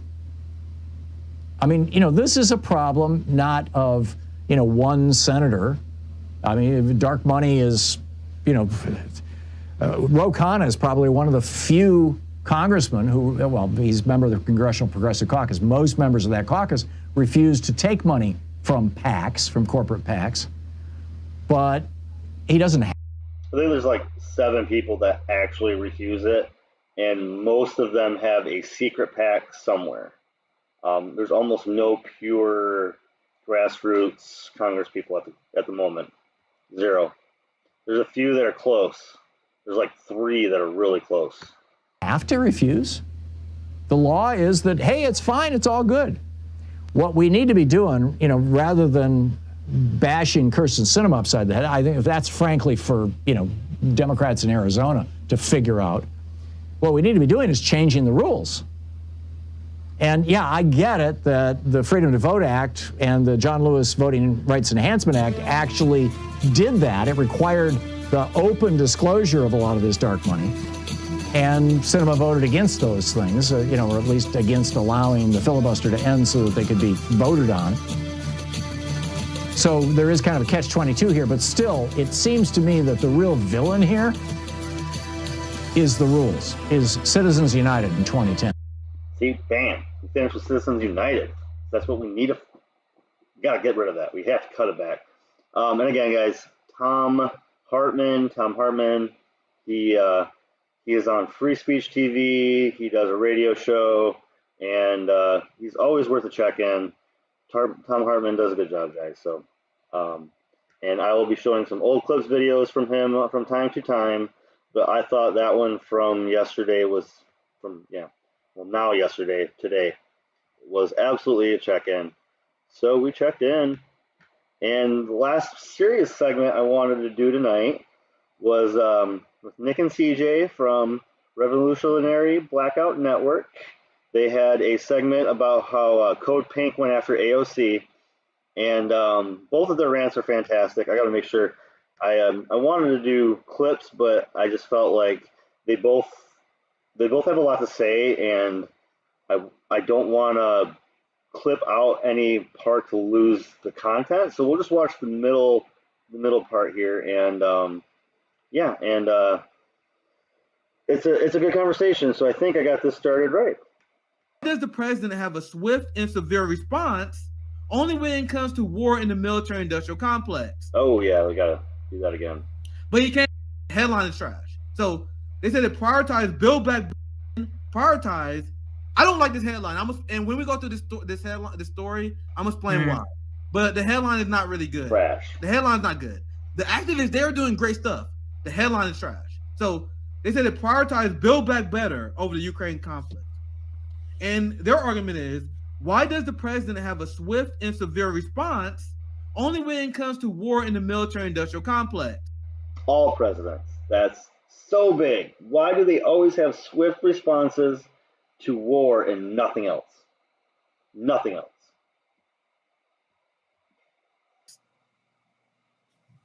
But he can't have a swift response to people not having healthcare in the middle of the pandemic, people going homeless. We're gonna dive into the article. I'm gonna explain more, but before I do that, I want to give you a chance to give your first thoughts, CJ. On the article, what I wanted to do was kind of speak to the part where you mentioned about AOC, because you mentioned what she said. So I want to take this opportunity to play this video so we can interject. We can talk fully about what they're gonna do. What I do, but this is worth a watch. So you're referring to that's kind of why I was stuttering, because I wanted to play this video. So yeah, I won't read what I said, but yeah, it's good to play the video again just in case people didn't watch the first thing. Yeah, exactly. So go ahead, play the video. So as you guys watch this video, this is why I explain why my critique. There's a big actual real fight, a war possibly. Stop it. Go ahead. Now you can talk. But I'll be quick here. But I told you guys, AOC is a failure of a leftist leader. So she's pretending that Joe Biden has been diplomatic in his response. Meanwhile, the Germans, you had the Ukrainian president, you have everyone saying like, "Bro, the United States is being unhinged." And after this video, I'm gonna show you guys some examples of this. So go ahead, watch the video, and then we're gonna do our response after that, and then we're gonna go through this article, because the article that we're about to read shows you kind of in a nutshell what AOC should be saying.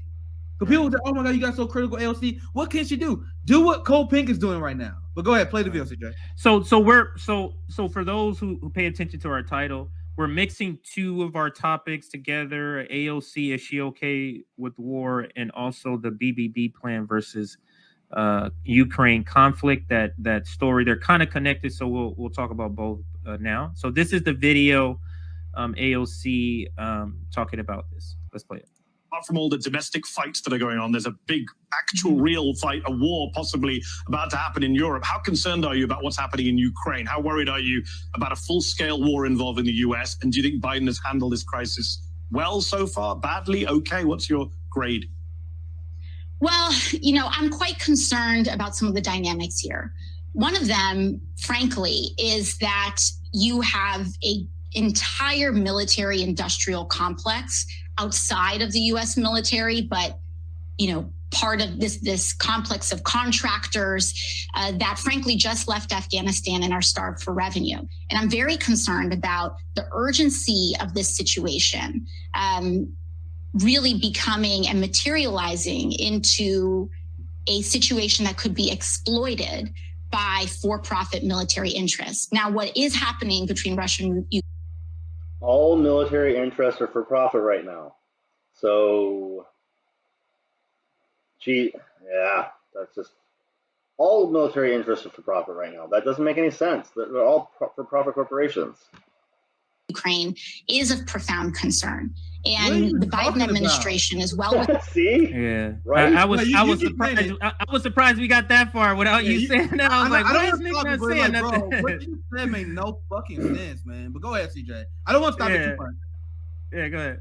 In their right to seek a diplomatic resolution to this issue, one that does not hurt the Ukrainian people, but allows them to exercise their right to self-determination and to continue to be Stop it. So you realize that the United States government is selling arms to neo-Nazis. So I want AOC and progressives to think about this. So if the U.S. government is selling weapons to neo-Nazis, what do you guys think these weapons are doing? Do you think they got these weapons to hold up as decorations on their wall? Do you think they're doing weapons exhibits where they just see how fancy this gun look? They're buying weapons to use against the Ukrainian people. So the same people that AOC is saying, oh, we want to make sure they're self-determined. Okay, if you guys want them to be self-determined, why are you guys selling weapons that the fucking Nazis are going to use to kill them? That has nothing to do with self-determination. So we're not gonna finish that clip because we watched it in full. I think we've seen enough of that shit from AOC. Yeah. Like she's a horrible leftist leader. Like you can tell she has no idea about what the hell is happening. She said, yeah, this situation is urgent. Yeah. No, it's not. That's quite literally. But the point I wanted to say, ahead. Nick, about that interview was that she's shielding for the Joe Biden administration. Yes. She doesn't even acknowledge the question. Give him a grade. What do you think? Do you think? Well, she tries to make it a broader critique on the military-industrial complex, which Joe Biden is over, right? Isn't he the commander-in-chief, right? So it's like she's doing this thing where she's talking around critiquing Joe Biden. Because if this is a Republican president doing this, she would be speaking about this like you and I speak. But because it's Joe Biden, well, I'm concerned that profiteering has happened. What do you mean? Like the war machine always does? Profiteering happens? Like it's so... Nick, she may have completely crossed over to liberal. Yeah, it's over. It's like, this is ridiculous. Like, AOC fans would defend her because they don't understand the conflict either. I'm still reading about it as well. And they also not anti-imperialists. They legitimately believe that the U.S. presence there will be a greater influence. So you can tell AOC had no knowledge about the conflict at all because she said, yeah, I believe because of the sense of urgency, which is there. Well, let me show you guys. You guys know they had the UN Security Council today. I'm reading through this today. So the United States is making an argument on why they are pretty much sending weapons, on why we should be afraid of Russia invading Ukraine, which is not going to happen. Russians are losing their fucking mind right now. I read multiple stories of diplomats saying the West is literally crazy. You're not going this to is invade. all manufactured. This is all manufactured. Yeah. And ask yourself, why is AOC repeating that? So this is according to the UN Security Council meeting that has happened today. Maybe I'll have some clips to react to on Saturday. Because Caleb Maupin was talking about this as well. I'm gonna have him on Saturday. He said this UN Security Council meeting isn't going well for the US because no one is buying the phony invasion and hysteria. So you have even people who are sympathetic to NATO or listen to this shit like, bro, you guys are fucking crazy. We're not starting World War III over a country that we are not interested in. Like we're not interested. This is crazy. And AOC is repeating this. She's saying that Biden has a right to pursue diplomacy because Russia is unhinged. Because Russia, no, it's not. And if you are repeating that is unbelievably telling. And you want to know? Go ahead. No, go ahead. I got one more video I want you to react to because you guys want to know why we call out the boutique left? You guys think we call out the boutique left just because it's fun? I wish they wasn't shit. But when I see them be fucking neocons, why would I ignore them by call out the neoliberal neocons, right? So watch this. So the argument that I just made, listen to Cenk Uygur explain this crisis in the Ukraine. Oh, I was just about to pull that same video up. Go ahead. Yeah, this is a perfect perfect. I think in this one. Damn, I lost it. What the hell is it? Hold up. Is it the one in the DM? Or a different one? I don't know if you saw the one in the DM. Because I put one of Cenk. Oh, yeah, I found it. I tagged the link wrong. So that's why. Here it is. So check this out for Uygur. This is literally insane. Every time I watch this dude, I don't watch TYT a lot. I literally only see TYT through like clips I see on Twitter. And every time I see it, it's unbelievable. It's unbelievable what they say and what they get away with while still having people who think they are somewhat progressive. It's insane. Watch this video and keep in mind everything we have said thus far.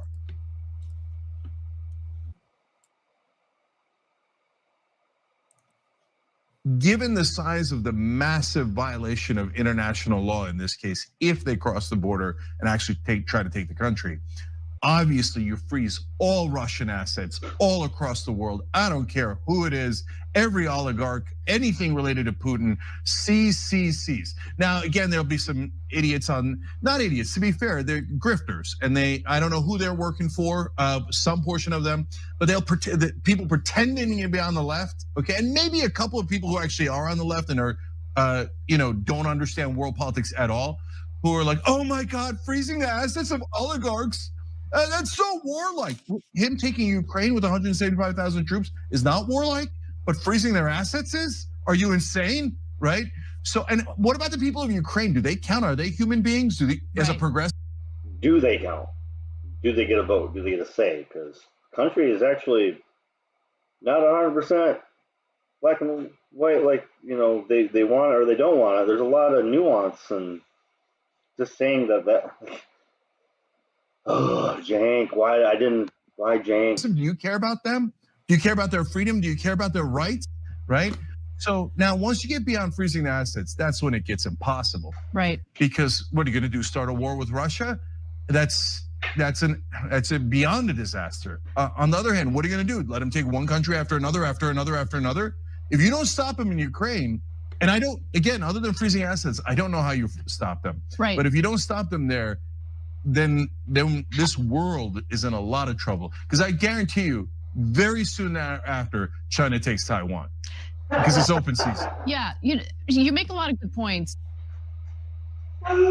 They are playing. You make a lot of good points. Audience. They're playing to a little. That was absolutely disgusting. And let me just say, when he says, anytime a political person says they don't just understand, that's what they say when you disagree. Oh, you just don't there are some leftists. He was like, there's some leftists that may have this point, but they just don't understand foreign policy. No, I understand it, and I know what you're saying is bullshit. Right. That's a better way of saying it. But yeah, go ahead. What he's saying is worse. He's saying that if you're anti-war, you're a grifter. You're a grifter if you're anti-war. So this video is this is one of the most insane videos I've seen from Cenk Uygur. Because you see how he was simping for neo-Nazis? He was simping for neo-Nazis. What about Ukrainian people? Oh, you mean the ones that we arm neo-Nazis to hijack the country and overthrow the country like we have done? You mean that country? Yeah, but I literally, every single thing he said in that video was wrong. And he was like, oh, if we don't let this happen, China will take Taiwan. Taiwan is part of China. This motherfucker is the dumbest person I've ever seen. I cannot believe. Nick, do you think he's doing it on purpose, or you think he's just not informed? That's what I can't take. He does it because he lives in a bubble, and he talks to only the people that will agree with him. He does not allow outside conversation. He does not allow outside opinions. He watches MSNBC, CNN, and he regurgitates it, and then he attacks anybody that's attacked him. That's his show. His show is regurgitating MSNBC and the AP press talking points, and then attacking anybody that's attacked anybody in their sphere. That's their show. TYT garbage. And I can't wait to talk to Caleb about this, but he 100% a pro-war asset, because he was like, remember, he repeating the talking point from the Biden administration. I just shared with you how people are not buying this hysteria. But look at what he leads the video. He leads the video with, if Russia invades. If Russia, he's repeating Anthony Blinken's State Department talking points, even though Russia has said multiple times we're not going to invade. So for one, that's literally the first 5 seconds of the video. Watch this. No, not play it again. But that's literally the first few seconds of the video. You're like, what if Russia invades Ukraine? Okay, you're already repeating State Department talking points. Yeah. And also, listen what he said. You guys know how insane what he said is. He said if Russia sets foot in Ukraine, freeze all Russian financial assets. He said, I don't care who it is. So even if it affects ordinary Russian people, he wants to starve all Russians. If Putin put ground troops in an area which is sympathetic to Russia. So you guys understand the reason why we army Nazis in Ukraine is because Ukraine is sympathetic to Russia because they used to be part of the Soviet Union. Right. So you got Cenk Uygur literally spreading this fear mongering, spreading this misinformation about this crisis that he. There's still people in Ukraine that speak Russian as their first language. Like, it's not. You can't detach the country. Like, borders don't create civilization. Borders don't create groups of people. Borders don't do anything but put a line on a map and then make people fight over it. 100% know the details about. He is 100% playing a role. He's 100% playing a role. What is this? You said, is this tied to what you're saying right here? This is the story. I was trying to find that article. Yeah, I'm glad he found it. See, this is what this company. He said, "What about the Ukrainian people? The Ukrainian people are telling you to fucking chill, you ass." You notice he didn't say that. They are telling you to chill, Jank. He don't care. He's a fucking neocon. Yeah. No, this is the thing. He said, if Russia step one foot in the Ukraine, we gotta sanction the entire Russian people. You put a freeze on all assets, all of them. Cenk is unleashed, unhinged. But if you get mad on your show, he'll call you ridiculous because he's the only one allowed to be unhinged. He can scream at the top of his lungs. Bah. That's what awful. The United States has 800 military bases. How many military troops do we have in other countries? Do you guys understand? If we took that same approach that Cenk Uygur did, we will all be sanctioned to death. Right. Because he's saying that if Russia invades another country, we should hold all their assets. We have done that throughout the entirety of the global south. But they don't never mean us because we invade for good reasons. Because white people invade, because white countries invade for good reasons. Said the white supremacists. That's Russian chauvinism in a nutshell. So let's get to the article because I want to actually read details from it because that's what started this whole thing. Because now you guys see. You want me to let you bring it up, or can you see it when I bring it up too? You can see it the same way. Because I can do it. It just make it easier. So now you guys saw the messaging that came out. Sorry, let me take that off. Yeah, let me take that off. You guys saw the messaging that came out. AOC and Cenk Uygur, the leaders of the boutique left. Right now, this is what you really should be doing in this moment right now. This is what Code Pink has done. So let's read through it. I want to take our time because I love the first few paragraphs. Yeah, I like this one. I like the anti-war group. I really hope everybody knows that Code Pink is fantastic group. They might not get things 1,000% right, but they're usually on the right side of protest. So if you want to follow some women who are gonna scream and do some massive protesting, some true protesting, like in the House of Congress, in inaugural benefits, in questions, Senate questionnaire, like they're always trying to get their hands in there and stick it to them. So go Code Pink. Group Code Pink will lead a coalition in a public action in Washington, D.C.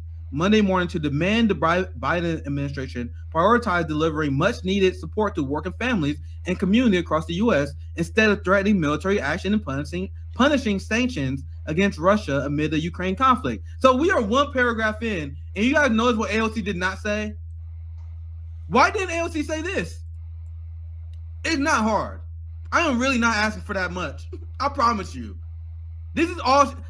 I'm gonna like the whole article is good, but if she literally just said this first paragraph, it wouldn't have been as bad as it was. So this is what they said. I'm gonna explain why I don't like the headline. Cause look at the headline. It's an anti-war coalition demands Biden prioritize Build Back Better over Ukraine conflict. So it said the groups, the group Space in Action and Arm for Climate will gather in Black Lives Matter Plaza to demand Joe Biden use the power of office to pass healthcare, childcare, climate, and anti-poverty programs. So I don't know that much about this. Happened today, by the way. This happened today, by the way. Yeah, this happened today. This is not part of the Build Back Better program. So when I looked at what they were asking for, they asked for healthcare. So I don't know why when people keep saying they just asked for the Biden agenda. No, we are demanding Biden to use executive authority to give people help. This is exactly why I hate if you just read the headlines, you're going to completely miss the point of the article. And that right there is a fantastic reason. Like, that's the headline was clickbait, and then the article was actually, it barely referred to that. But I think we should leave that there.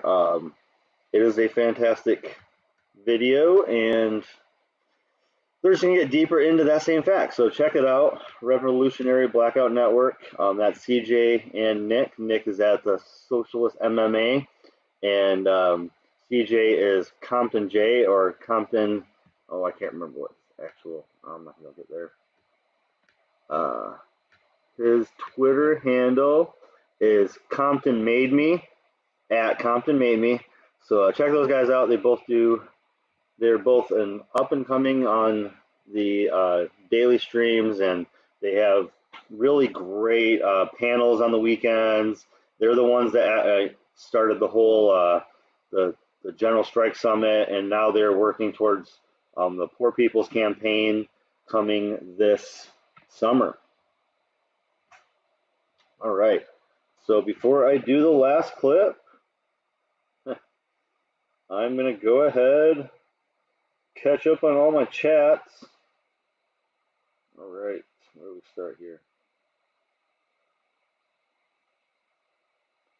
So I'm going to start here, get all my chats out of the way. And this is going to be the last clip of the night. All right, so I see here said, after September 11th, Congress approved to invade Afghanistan, beat the Taliban, and capture Osama and his loyal subjects. 20 years later, Gitmo is officially accepting prisoners of war camp, and now 2 decades later, the country is in Taliban's hands again. $20 trillion invested on land we demolished, and we spent nothing to help their country recover economically, or with their agriculture, with their basic healthcare needs, hospitals, health, clinic, dentists, vets, IADL, to assist with their IADL, mental health and rehabilitation facilities, clean, adequate water. The country is sitting on billions of dollars of lithium. It would appear as if maybe revisiting Afghanistan, Ukraine to deal with Russia and Ukraine. In Afghanistan, 241,000 people died since 2001 when the invasion first began. Until 2021, 71,000 were civilians, 31,000 were children. And I think the whole point of sitting on $20 trillion of lithium can go back to America doesn't like socialism, so we don't like countries taking their resources and using it for themselves, Venezuela being a key point in case. No, you cannot use your minerals, you cannot use your oil, you cannot use your own things on your own land to better the lives of people in your country. That's not allowed. American corporations, world corporations get those minerals and resources. Your people are screwed. And that is always the point. So I think this is all about America. Teachers are running out of their jobs due to increased anxiety levels. Increasing levels of anxiety. We need to increase teacher salary, push small classes, and greater funding for sources such as counselors, behaviorist techs, and teachers with experience in special education. I think this is the whole platform here, huh? Legalize medicinal weed and tax companies making $400,000 or higher, remove student loan debt, raise minimum wages, recognize fair gender pay, longer FMLA for both parents, and use the profits to invest in Medicaid for all, creating rehabilitation centers for nonviolent drug offenders who have been locked up since the 80s war on drug campaign, which targeted lower sociodemographic and socioeconomic status. Fox, road, bridges, highways, invest in police and training to become friends of the community. I think we need community policing, community heads of police. Use college booster funds to pay for education. Money generated from lottery and marijuana should go towards education and caregivers. I think nobody working at a university or a government facility should make $1 million. Personally, we have way too many college presidents and college board members making $400,000, $500,000, $1 million. That should not be a government job. And caregivers and their immediate families, increasing funds for members fighting with autoimmune disease or chronic diseases. So I agree with most of that. I think even further, but yes, absolutely. Absolutely. So after how long has it been now? I think we should change things up. We've been going pretty hard here. We're at Jesus. Okay, I lost it. 2 hours. So I wanted to lighten it up. You Should Know This is a pretty fun game show by two comedians who also do news. If you do know, comedians are truth tellers, so I like to find them here and there, and they also do comedy. So, so truth tellers doing comedy. But yeah, Graham Elwood and Ron Pacone, they try to. Ron Pacone is fantastic on MMT. He's also constantly in the know on broadband, community broadband, city broadband, and people trying to get broadband in their communities. He is going to be the one to check out. Graham Elwood, very knowledgeable on the Peppery Jeffstein and the Zlin McZoria, and he knows about that whole Pit Island thing. And I can't say the words or I'll get knocked out. So yeah, they both know their news pretty well, their subjects that they do know, and their opinions on other things are their opinions. So you don't have to follow or agree with everything anybody says ever. But You Should Know This is a show based on a comedy idea that they have opposite ends of information. Graham used to do a podcast of movie lovers, and Ron does a show based on music and news and music and politics, and this is their show they do together. Beautiful that you did that. So I'll do it for another one. All right, Ron Pacone, read a line from a song that I should know, and we'll see if I know it, and then you can give me hints. I will turn off the chat on my end so I don't see what anyone is saying. All right, Ron, hit me with your first You Should Know This. Well, I dreamed I saw the knights in armor coming, saying something about a queen. There were peasants singing and drummers strumming, and the archers split the tree. There was a fanfare blowing to the sun that was floating on the breeze. I bet you they're British. Nope.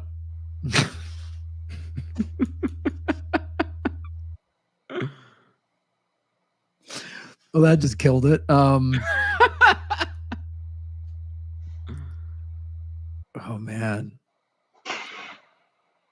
Well, I mean, they're not British. I don't know if this will help you. I kind of feel like it might not, but I can say not USA either. They're not British, but not USA. Oh. They Canadian? Yes.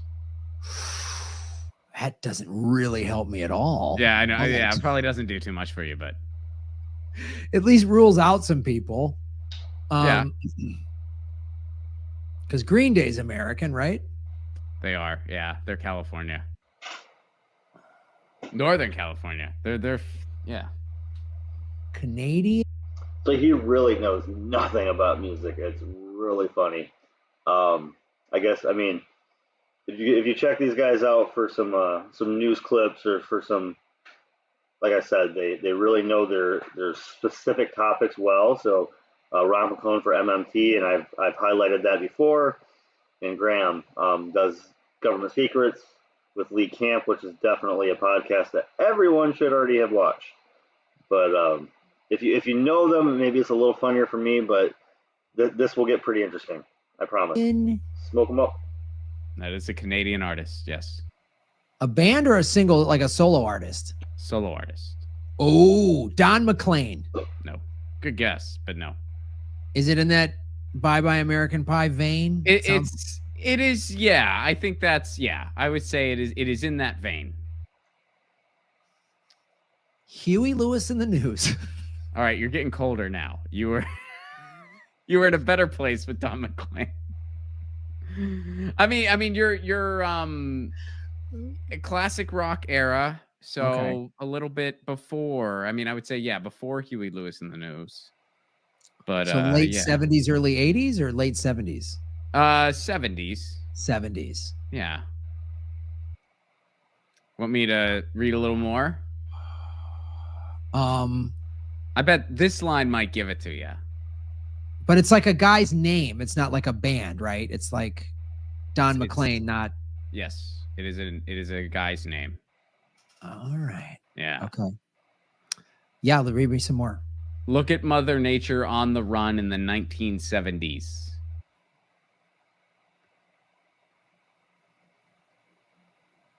Well, it's not Bruce Springsteen. He's not from Canada. Mother Nature on the run?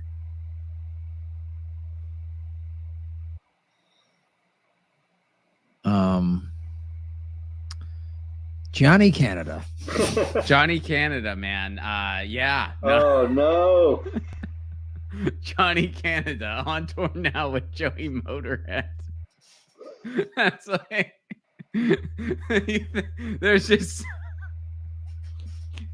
like so much not music that comes out of Canada that the guy's like, I'll just call myself Joey Canada. Even Jason A. There's a band that called themselves America, so I feel like See? we actually do that. Exactly. I don't think there's a band called Canada.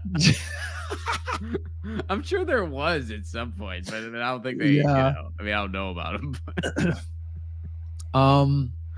Canadian songwriter Right. from the 70s. Mm-hmm.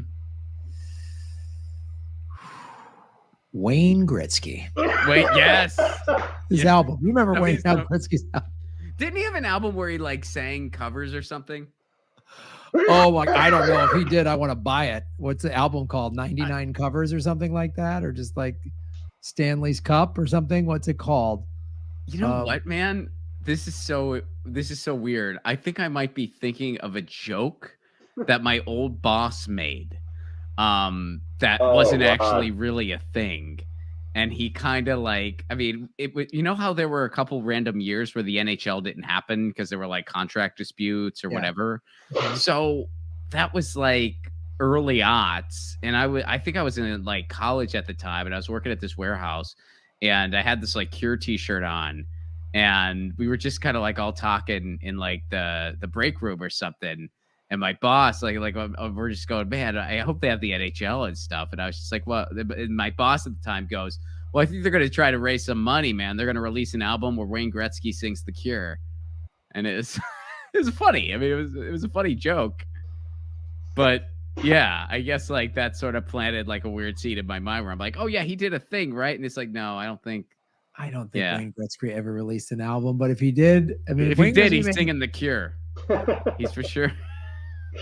Just on skates. Show me how you do that trick. The one that make me dream. She said,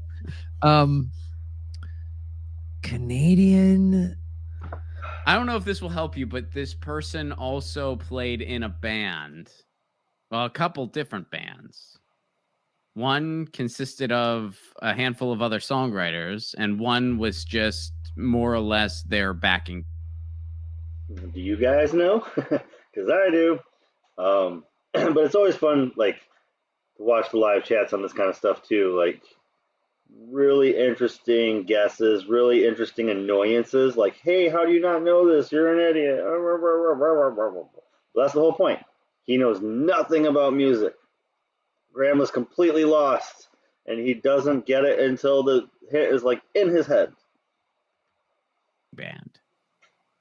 Eric Clapton. No, I believe, yeah, he's British. I'm pretty sure. I think he lives in the States now, but no, it's not Eric Clapton. But you are getting that. You're in the vein. Like you're in the right. More singer-songwriter-y focused, and not as much like guitar focused. Like Eric Clapton's more like he's a big guitarist. This was more like, still a great guitarist, but more focused on the song. Wow. But was in a big band. So he was in some mega band.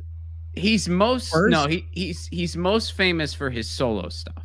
But he did have a band at one point, and he was also in a kind of superstar band. David Bowie. What? Kate, this isn't a deep cut. No, this Kate is not just a said deep it's cut. a deep cut. It is not. Maybe a little boy, by the way. I've been given some really easy layup ones, so this is Yeah. a little harder than It's not like David just Bowie, like heaven, right? Like, so it's a little harder than that, but I don't know about deep cut. That's no, it's not a deep cut.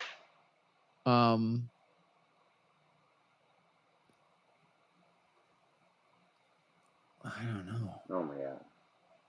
Was his big band Supertramp? I don't know. That'd be hilarious, actually, if it was. No. Well, I can give you this hint. This might give it to you. He's been in the news recently.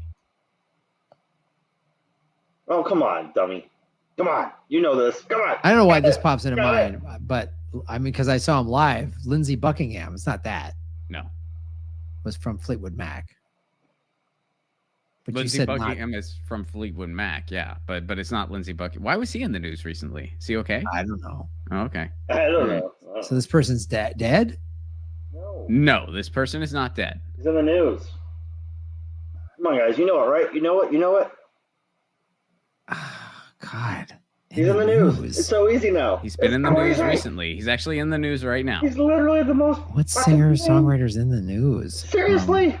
It happens sometimes. Sometimes they make the news. Sometimes people are like, "Man, we're tired about writing about movies. What other mediums right here, do right, people guys? enjoy?" Oh God, this could be like all over everywhere, and I would just still miss it. I'd be like, I don't know this guy. Anyway, I mean, he is a prominent singer-songwriter of like the 70s era, like prominent one, like one of the big ones. Not British, but also not from the US. I don't think it's super the most common of knowledge about him that he's not from the US, but he is Canadian. Played in kind of a super all-star band that featured all of their names. There you go. And then he also did have a band that was sort of his backing band. Like it was kind of his name and all of their names. Like that. It was not all of their names. All of their no, names. it's not George Harrison is British. Roy Not- Orbison. No. You're getting cold. This was post Roy Orbison. Like it's not that far back. But Roy Orbison was in a supergroup. He was in what was it? Traveling Wilburys. Yeah, that's what I was saying. Yeah. 'Cause But, they were- and so the supergroup I'm thinking of is not Traveling Wilburys. Oh. What is this super group thing? This is driving me nuts. Singer-songwriters from the 70s. Bob Dylan. You're getting close. I mean, it's not Really? Bob Dylan, but yeah, not Dylan, but Not Dylan. Not Eric Clapton. 70s. you're right there, man. Like there's Bob Dylan. Then there's Then who's some of there's the other guys. guy in the news right now. The guy. all right. Some people are constantly in the giving some news right fun now. hints here. All right, I'll give you. There's a couple hints I could do that would like totally. You're gonna get it easily. Here's a hint that is a little more like if you know this, you'll get it. Leonard Skinnard sang about him. Bam. Oh. Southern. Oh, right. Neil Young. There you go. Yep. He's Canadian? Yes, Neil Young is Canadian. Oh, yeah. Leonard Skinner. I hope Neil Young will We'll remember. remember. Southern Mother man don't need him around anyhow. What song is that? The Neil Young song? Well, I dreamed I saw the knights in armor coming, saying something about a queen. Which That's Sweet Home right. Alabama destroys. So And what was the who cares? super group he was in? Well, I was referring to Well, Crosby, Stills, Sweet Nash Home and Young. Alabama over Neil Young. That's I was like a right. lot of songwriters, and it was their names. And he wasn't always there. It was all, I mean, Crosby, Stills, and Nash were like the main, and then sometimes Young was there too, but he was part of it. And then the band I was referring to was like Crazy Horse, when Crazy Horse would back him up.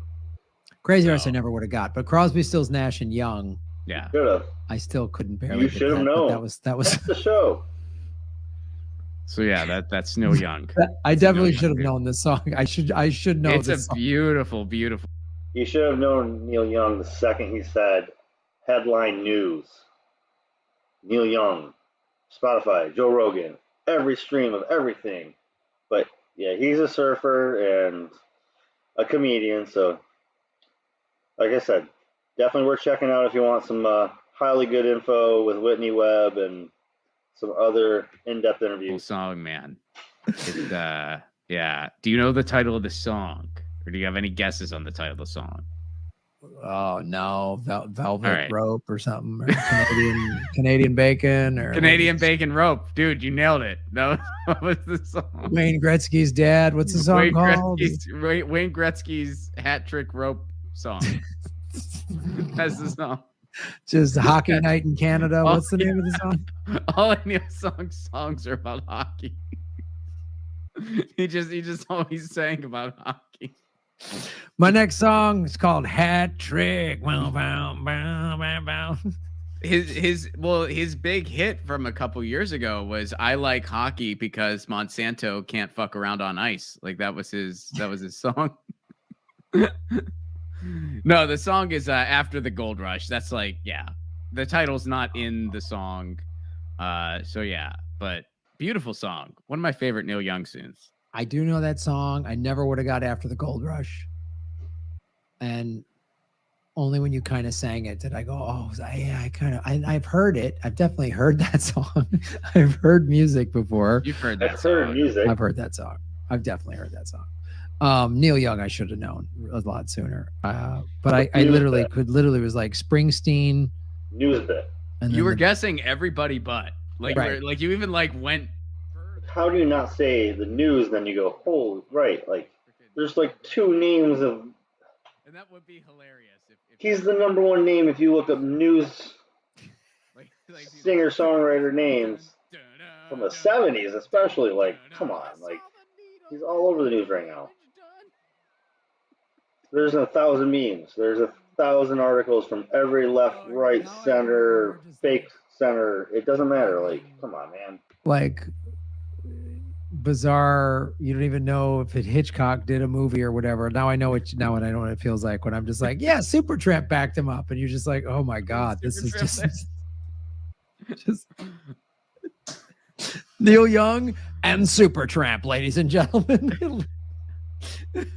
I mean, I'd go to that show. That'd be. If anyone, I've gone to so many shows because somebody just had an extra ticket, and I was like, yeah, and I always have a blast. And they're always like, do you know the song? I'm like, yeah, kind of. And then they're like, I'm never gonna be like, oh, this sucks. I love going to live music, but I'm never gonna be like, oh yeah. I'm gonna be like, oh, I think I know that. Sweet, you know, like that's how I am at a show. I've gone with those people. That's still a fun show. I'm fun. I'm fun to be there, but I'm not gonna like, oh yeah, that's off of that their third album when they got that drum. I don't know any of that shit. Yeah, no. Sometimes like I'll be that guy. I'll be like just like in between songs, like telling my wife's stuff, like just random shit. And then eventually she's just like, look, I have no idea what you've been talking about for the past 40 minutes. Like, she's like, I just feel like honesty is important. I've just been smiling and nodding for the past 40 minutes. I have no clue what anything you said meant. I feel like honesty is important. That's why you've got a great marriage, because your wife will go, Ron, God, I love you. Yeah. She's like, I don't know what any like I was talking about. Like, it was just this opening act once, and I was just like going on and on about his guitar, and I was just like, and that's kind of a throwback to what Townsend was doing. And she's like, I don't know what any of this means. Like, I don't know anything that you're talking about. I'm sure like some of your friends would appreciate this, but I have no idea what you're saying. I was like, it is why I've always loved and gotten along with your wife, because I was like, we can bond on the like hours spent listening to you go, oh, and then this guy, you're just like, I don't know what you're saying, man. Like, When you got mad at me that I didn't know some group's fucking mascot dog or whatever. That You was didn't know Lou Dog. You didn't know Lou Dog. Sublime's Dalmatian, man. He's in the music video. And then lists more things that there's no way I would ever know that I should have known. Oh, that's fucking Drama free in the LBC, man. I think like me, you, and your wife should all go to a show and just let you go off, and then her and I kind of look at each other. And like, just it was like, kinda go, yeah, Ron, that's really. Oh, it's great. I was just about to say that before you did. Yep, I remember that album so well. Like,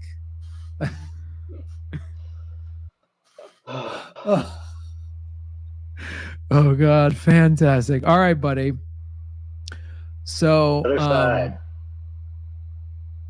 Let's the other see. side of it. All right.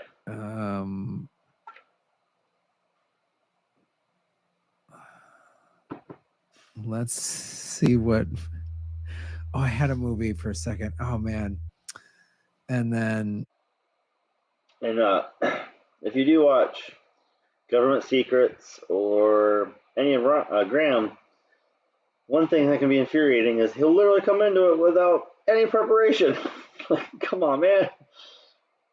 I do way more preparation for this little few people than he does for his 1,000 views. He's just trying to make up something off his head. Now, he knows the subject, but it's still funny. Like, come on, man. So he doesn't even know if he's done the movie before or not. Like, he hasn't checked past streams. He's not sure exactly. Maybe I've done it, maybe I haven't. I know movies half as well as he does, so I know he's got 1,000 movies in his head that he can pull out anytime. Somebody's writing from Sublime. All right, turn off your chat, Ron Placone. Yeah, I turned it off. Okay. All right, so the movie that I want to do is oh shit, have I done? I forgot to check which one if I've done it before, but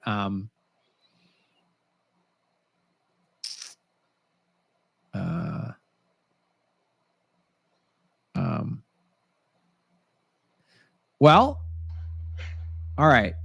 I said it earlier, and you didn't react. So I feel like you might not know this movie. It's a good chance. There's pretty good chance.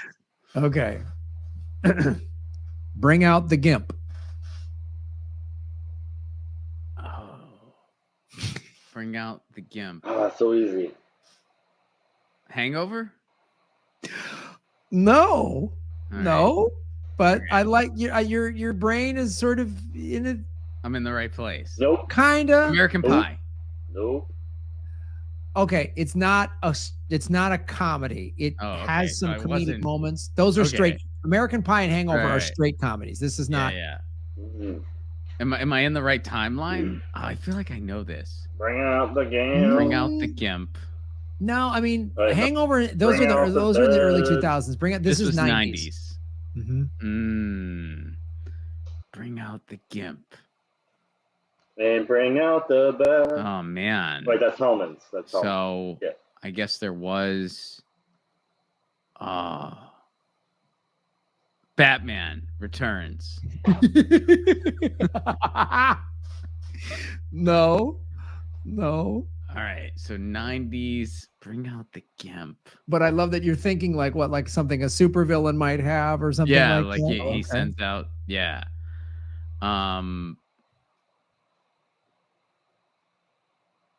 Oh man, give me another thing. Like, give me something else. All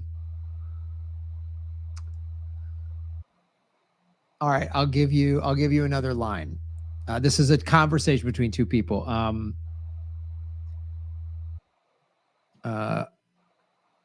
Whose motorcycle is this? It's not a motorcycle, baby. It's a chopper. Whose chopper is this? Zed's. Wait. This is that. Oh, wait.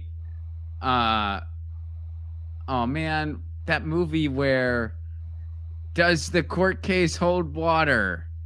Right? It's that movie. like Cousin Eddie or something. No, right?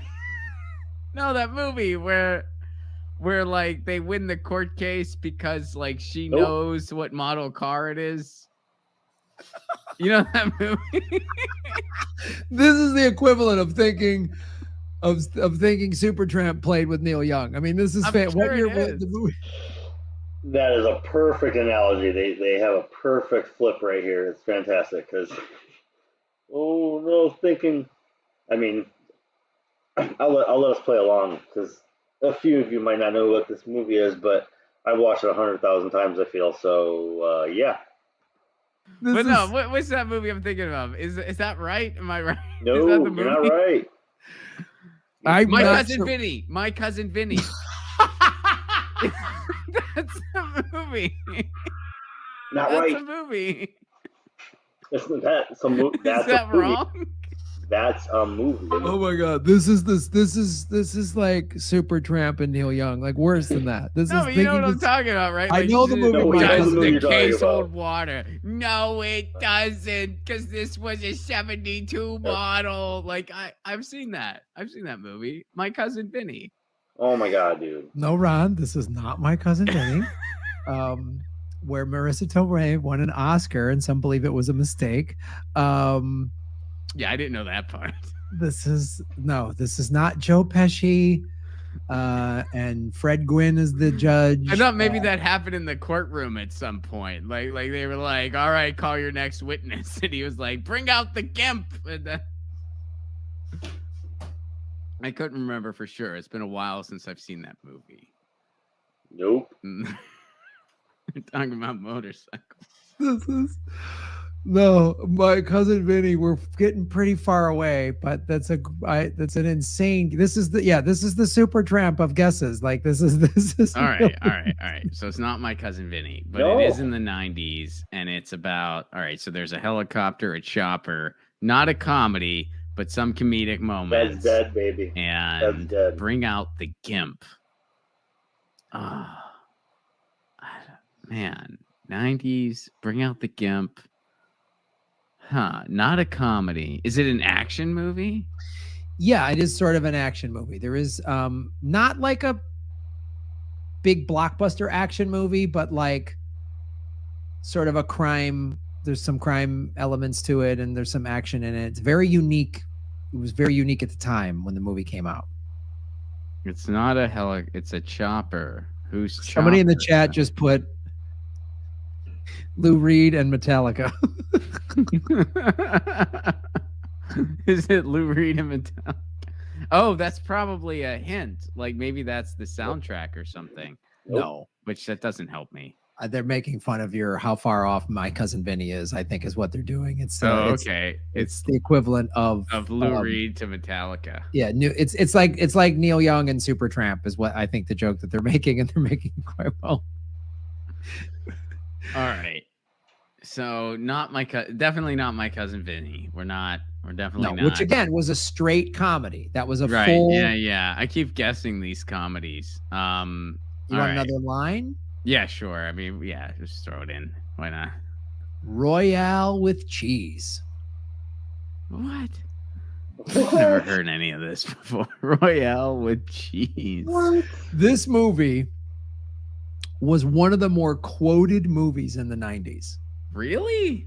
Yes. Forever now. Get Shorty. Ooh, now we're sort of getting close. Like, Get Shorty. Captain Ron. Pardon? Captain Ron. Captain Ron. That was another quote. People quoted that movie all the time, man. True Lies. Okay. So True Lies and Get Shorty are sort of in the same vein. Like, there's something about you said not. This has more serious moments in it than Get Shorty. Okay. But had unique, like this I'll give you this filmmaker always makes these sort of stylized movies that are action and violent, that have sort of funny moments but are intense, and plays with the timeline. It's not Forrest Gump. This isn't Forrest Gump. No. But this was right around that That same era. time. Yes. Man. All right. Plays with the timelines. Stylized. A lot of action and violence. 90s. One of the more quoted movies of the 90s. So I've probably heard of it. Yes, you have. I guarantee Okay. you've heard of this movie. And I All guarantee you've heard of the director and all of the big name stars in it. Oh, snap, man. All right. Let me think here. So, Pulp Fiction. Jesus. Boom! Yeah. Ron Placone. There it is. I don't remember. I've seen Pulp Fiction. I mean, that's one of the few movies I've... Fuck. Okay, now I remember the bring out the gift part. All right. Yeah, I do remember that line. The other lines I don't remember. But I have seen Pulp Fiction. So that's the Royale with Cheese is when the movie opens with John Travolta and Samuel L. Jackson driving to work, and he's talking about he just got back from Amsterdam, and he's like, it's the little things. Like, they don't have a quarter pounder. Yeah, they don't know what the fuck. They use the metric system. They don't know what the fuck a quarter pounder is. They call it a Royale with cheese. Oh, yeah. Okay. All right. If you would have done that whole thing, I think I would have gotten it. But yeah. It's been years. It's been years since I've seen that movie, but I love it. And yeah, that's the general gist of that. It's I think a lighter way to take us out of the night.